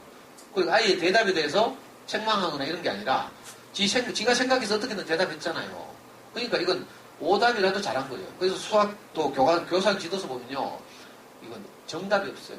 그냥 다양하게 말할 수 있다고 해서 예 해가지고 예를 들어서 이렇게 대답할 수 있다, 이렇게 표현하고 있거든요. 엄마들이 아이들과 교과서로 지도하다가 정말 더 관심 있는 분들은 교사님 지도서 사면 돼요. 그래가지고 도움을 받으면서 이렇게 하면 되고. 이게 수학 공부라는 사실을 꼭 기억하시길 바라고. 그래서 한 단원을 마쳤어요. 그러면 아이하고 말로 계속 주고받으면서 확인했죠. 이걸 다시 한번 정리하는 거예요. 이게 자기만의 개념 노트죠. 이거 3학년 남자아이가 정리한 노트인데 원단원을 공부하는데 딱 2개밖에 안 배웠어요. 지름하고 중심과 반지름. 한 단원을 수학 공부했는데 핵심은 요거예요. 요거. 그죠? 방금 제가 설명한 요 단원이지만 이 원단원 전체는 요 2가지 개념을 배우는 거예요. 그러니까 한 단원에서 알짜배기 핵심은 요거 2개밖에 없어요. 그러니까 크게 부담되는 게 아니죠. 이걸 자기 손으로 반드시 정리하게 할 것. 이걸 보고 개념 노트라고 해요. 정말 엄마들이 수학 공부에 관심이 있으면 아이들의 개념 노트를 이렇게 단원이 끝날 때마다 한 페이지씩 정리하는 거죠. 이거 꾸준히 정리하면요, 나중에 6학년쯤 되면 뭐 얇은 개념 노트가 한 권 딱 나오는 거예요. 거듭 말하지만 수학 공부는 개념 공부가 60%다. 그리고 나머지 30%는 연습이죠, 연습. 문제풀이. 연습을 통해서 개념을 확인하고 나머지 10%는 특정한 시험을 대비해서 실전 연습을 하는 거예요. 기말고사를 앞두고 이제 다른 평가를 해본다든지 이런 작업을 하는 거죠. 근데 많은 엄마들이 그냥 문제집이나 학습지를 시켜서 문제 계속 푸는 것, 이게 수학 공부라고 생각해요. 그리고 던져주고 네가 하라, 이걸 자기 주도적으로 생각하는 거예요. 자기 주도라는 건 그런 게 아니고요. 특히 초등학생들이 자기 주도 학습이란, 저는 우리 아이가 지금 26 청년이라고 했어요. 제가 이 아이를 키우면서 우리 아이는 잠수내에서도 음친하거든요. 유명한 애예요. 제가 애 자녀 교육 강의를 12년을 했잖아요. 동네도 소문나고 제가 다니는 교회도 소문나고 이래요. 근데 제가 양심껏 말하지만 우리 아이가 20살이 될 때까지 한 번도 스스로 공부한 적이 없어요. 거기서 막 신문에 나는 막 애들 막 저절로 막 책상에 뛰가고 이런 애들 없어요. 혹시 있다면 그거 길들여져. 엄마 무서워가지고. 자발적으로는 절대로 안 가요. 그래서 저는 아이하고 약속을 했잖아요. 초등학교 5학년 때부터. 우리 집은 저녁 7시만 되면 하늘이 무너져도 수학 공부를 한다. 딱 약속했어. 7시 되면 내가 알려줘. 7시다. 그러면 막 그래 지금 하던 거 맞아 하고 욕하면서 막 마지 못해서 책상에 간다. 근데 시간 관리는 우리가 도와줘야 돼요. 아이들 의지가 없고 재밌는 것밖에 모르니까. 근데 내용을 익히는 것은 자기 주도적으로 하는 거죠. 방금 말한 것처럼 네가 생각해서 대답하라는 거예요. 근데 아이들이 뭐 묻는 사람 없는데 어떻게 대답해요? 우리가 발문을 하고 선분이 뭐지? 이렇게 묻고 선분은 2점 사이를 잇는 곧은 선입니다. 이렇게 말할 수 있게. 이 작업을 하는 거지. 이건 그렇게 어려운 게 아니에요. 그러고 나면 이제 한 단원이 끝나죠. 한 단원이 끝나면 교과서에 보면 공부를 잘했는지 알아봅시다. 아이고, 시간이 너무 많이 됐다. 오늘도 가셔야 되죠. 애들 작년도 끝날 때 되고 이래서. 이후로는 혹시 이제 이 뒷부분이 궁금하죠. 저학년에서 이 정도만 하면 되죠. 교과서를 가지고 이렇게 하면 되는데 혹시 이 뒷부분이 궁금하시면 우리 카페 들으시면요. 며칠 전에 제가 아까 서수촌 아파트 살비도 하는 수학 강의를 했는데 그때 3시간 동안 했어요. 왜냐면 제가 너무 이렇게 저를 부르신 엄마들이 고마워가지고 제가 이 PPT를 한 장도 안 빠뜨리고 다 설명하다 보니까 2시간 40분인가 걸렸어요. 그러니까 똑같은 PPT니까 혹시 이 뒷부분이 궁금하시면 그 동영상을 우리가 올려놨어요. 유튜브에도 있어요. 제가 한 6, 7년 동안의 모든 강의가 다 동영상으로 촬영돼서 유튜브에 올라가 있거든요. 혹시 필요하시면 유튜브를 뭐 검색하시거나 아니면 아까 다음 카페 대구 부모교육연구소 오시면 이제 그 동영상이나 mp3가 그대로 있으니까 참고하시면 좋겠고, 학교에서는 저보고 10시 40분까지, 11시 40분까지인가? 너무 오래돼가지고 어머니들한테 죄송해가지고 제가 또 말씀드리거든요. 자, 요거 하나만요. 자, 문제집을 고르는데, 문제집은요, 교과서의 보조수단이라고 했어요, 방금. 자, 교과서에나 익힘책으로는 문제의 양이 적기 때문에 어쩔 수 없이 우리가 보조수단으로서 문제집을 골라야 돼요. 근데 문제집을 고를 때 어떻게 고르는가 하면, 시중에 유명한 출판사는 문제집이요, 난이도가 다 달라요. 보통 디딤돌, 천재교육, 뭐 이런 거죠. 난이도가 다 달라서 어떻게 내가 우리 아이에게 적절한 문제집을 고를지 잘 판단하기 어려워요. 그래서 아이들이 평소에 학교에서 수학 시간에 단원평가를 치잖아요. 단원평가 성적을 보고 판단하는 거예요. 그래서 우리 아이가 수학을 어려워한다면 단원평가에서 늘 80점 미만으로 받는 아이. 수학을 아주 잘하면 단원평가 같은 데서 또는 기말고사에서 늘 100점을 받는 아이. 이렇게 보십니다. 그래서 이렇게 4단계로 나눴어요. 심화 플러스 단계는 수학 영재들이죠. 이렇게 나눈 다음에 문제집을 고르러 가는 거예요. 자, 문제집을 고를 때는 제가 이제 시중에 나오는 주요 출판사들의 이 교재만 표로 만들었어요. 자, 천재교육에서 나온다 하더라도 문제집이 난이도가 다 달라요. 교과서 수준이 1단계거든요.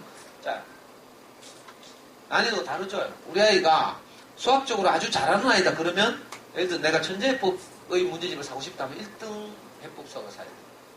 왜냐하면 너무 쉬운 걸 사면요, 90% 이상 정답이 나오죠. 그러면 이건 의미가 없어요. 또 너무 어려워서 70%가 정답률이 안 나와. 그러면 애들이 좌절할 가능성이 있어요. 너무 많이 틀리니까. 그래서 아이들이 항상 수학교에서 정답률은 70에서 80% 정도 되는 문제집을 고르는 게 좋고요. 그리고 그 문제집을 가지고 할 때도 우리가 정답률이 70에서 80 정도를 골랐기 때문에 당연히 20에서 30 정도는 오답이 나오죠. 그러니까 오답이 나올 때 우리가 그런 문제집을 골랐기 때문에 오답에 화를 내면 안 돼요. 왜? 틀리기 위해서 공부하는 거거든요. 틀린 것을 발견하기 위해서. 그래서 우리 아이가 뭐가 약한지를 찾기 위해서 하는 거기 때문에 틀린 것에 대해서 당연히 틀린다 이렇게 위로해야 되죠. 그래서 이런 교과서, 익힘책, 보조수단으로서 문제집 요걸 가지고 한 학기 1년 동안 커리큘럼을 돌리는 거예요. 수학을 아주 잘하는 애들은 방학 때 앞 학기에 다음 학기의 교과서를 선행학습이 아니고 이건 예습이에요. 예습하면 돼요. 수학을 아주 잘하는 애들은. 그리고 학기 중에는 3단계 이상의 문제집을 가지고 이제 확인하고 연습하고 하면 되죠. 근데 수학을 어려워하잖아요. 이런 애들은 뭐 해야 돼요? 복습해야 돼요. 학기 중에도 교과서를 가지고 학교에서 배우는 것을 계속 집에서 같이 아까 말씀드린 것처럼 확인하고, 또 방학 때도 지난 학기의 것을 다시 복습하고 이 작업을 계속하고요. 수학적 어려워하는 애들은 하루에 연산을 10문제씩 정도 꾸준히 하고, 예를 들어서 2학년인데 두 자릿수 받아올림 있는 덧셈이라는 연산을 시킨다고 쳐요. 그러면 두 자릿수 받아올림 있는 덧셈이라고 했어요. 예를 들면 29 더하기 17이라고 합시다. 그럼 29 더하기 17을 하면 1의 자리를 먼저 더하면 9 더하기 7이죠. 9 더하기 7은 1의 자리는 6이고 10의 자리에 1이 올라가요. 이런 표시를 해야 되죠. 하고 10의 자리를 더해요. 그렇게 해서 계산했어요. 이걸 10문제 해가지고 7문제를 하잖아요. 맞잖아요. 그러면 이 아이는 두 자릿수 받아올림 있는 덧셈을 할 줄 아는 거죠.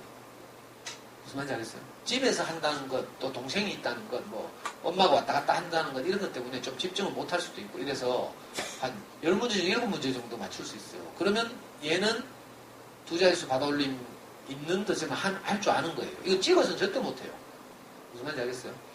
받아올림이라는 절차가 있기 때문에 7문제나 맞은 거지. 이런 아이들은 7문제 정도 맞으면 집이 나는 환경에서 이 정도 하면 아는구나 하고 다음날 또 10문제 하면 돼요. 무슨 말인지 알겠죠?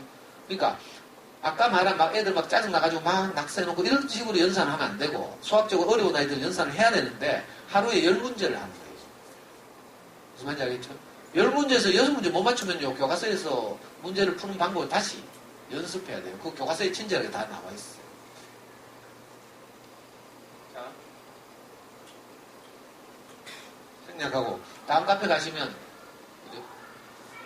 대구 부모교육연구소 카페가 있는데요. 혹시 또 다른 영역에서 엄마표 공부에서 도움이 필요하면 제가 다른 학교에서 한 강의를 한번 들어보셨으면 좋겠어요. 우리 아이는 학원을 한 번도 안 다니고도 진짜로 이른바 잠수의 영웅으로 이제 수능에서 다 이렇게 하나도 안 틀리고 다 맞았거든요. 제가 시간에 쫓겨서 하여튼 급히 말씀드렸는데 오늘 수학 공부를 스스로 하게 하는 방법은요. 교과서를 가지고 개념을 잡아주는 거예요. 이걸 초등학교 때 계속하면 애들이 수학 공부 이렇게 하는 것이구나 이걸 알아요. 근데 그냥 문제집 던지고 하라든지 학습지 하라든지 이렇게 하면 수학 공부 어떻게 하는지 몰라. 그냥 문제만 풀고 있는 거죠. 수학 공부는 항상 개념을 익히는 작업 60%, 그리고 이 익힌 개념을 익힘책이나 보조 문제집을 통해서 확인하는 시간을 한 30%, 그 나머지 10%는 실전 연습이죠. 기말고사나 이런 데 대비해서 이렇게 비중을 완전히 뜯어고쳐야 돼요. 무조건 문제를 푸는 게 수학이 아니라는 것. 그리고 또 하나는 저학년일 경우에는 운의 중심의 작업, 부채물을 가지고 하는 작업. 그래서 저학년 때 애들이 손가락을 가지고 꾸물꾸물 거리잖아요. 그 엄마가 손가락 쓴다고 엄마들이 애들 막 때리더라고. 손가락 뗐지 하고 뭐. 그러면 안 돼요. 아직 머릿속에서 그죠? 숫자들이 추상적인 이 숫자들이 구체적으로 연결이 안 되기 때문에 자기가 사용할 수 있는 가장 손쉬운 부채물인 손가락을 쓰고 있어요. 그러면 어떻게 해야 돼요? 아, 부채물을 잘 사용하는구나 이렇게 생각해야 돼요. 그죠? 애들 연산 때문에 너무 수학을 싫어하게 만들면 앞으로 어려워지니까 저학년 때는 아이들이 성장을 기다리면서 적절한 수준에서 수학에 흥미를 느낄 수 있도록 아까 말한 수학 장난감들을 많이 활용하고 그리고 교과서를 통해서 개념을 잡는 작업을 하면 애들이 재밌어요. 왜? 문제를 반복해서 푸는데 질려있다가 엄마하고 대화를 하고 개념을 말하고 대답하고 이런 식으로 하면 애들이 흥미로워 한다니까. 그래서 수학을 굉장히 좋아하고 자신감이 붙어요. 제가 좀 어머니들이 잘 이렇게 받아들일 수 있도록 쉽게 설명했는지 모르겠지만 저대로 이제 제 마음을 이렇게 말씀드리려고 했는데 이 긴 시간 동안 끝까지 들어줘서 감사하고 다음 기회에 또 뵐 수 있으면 좋겠습니다.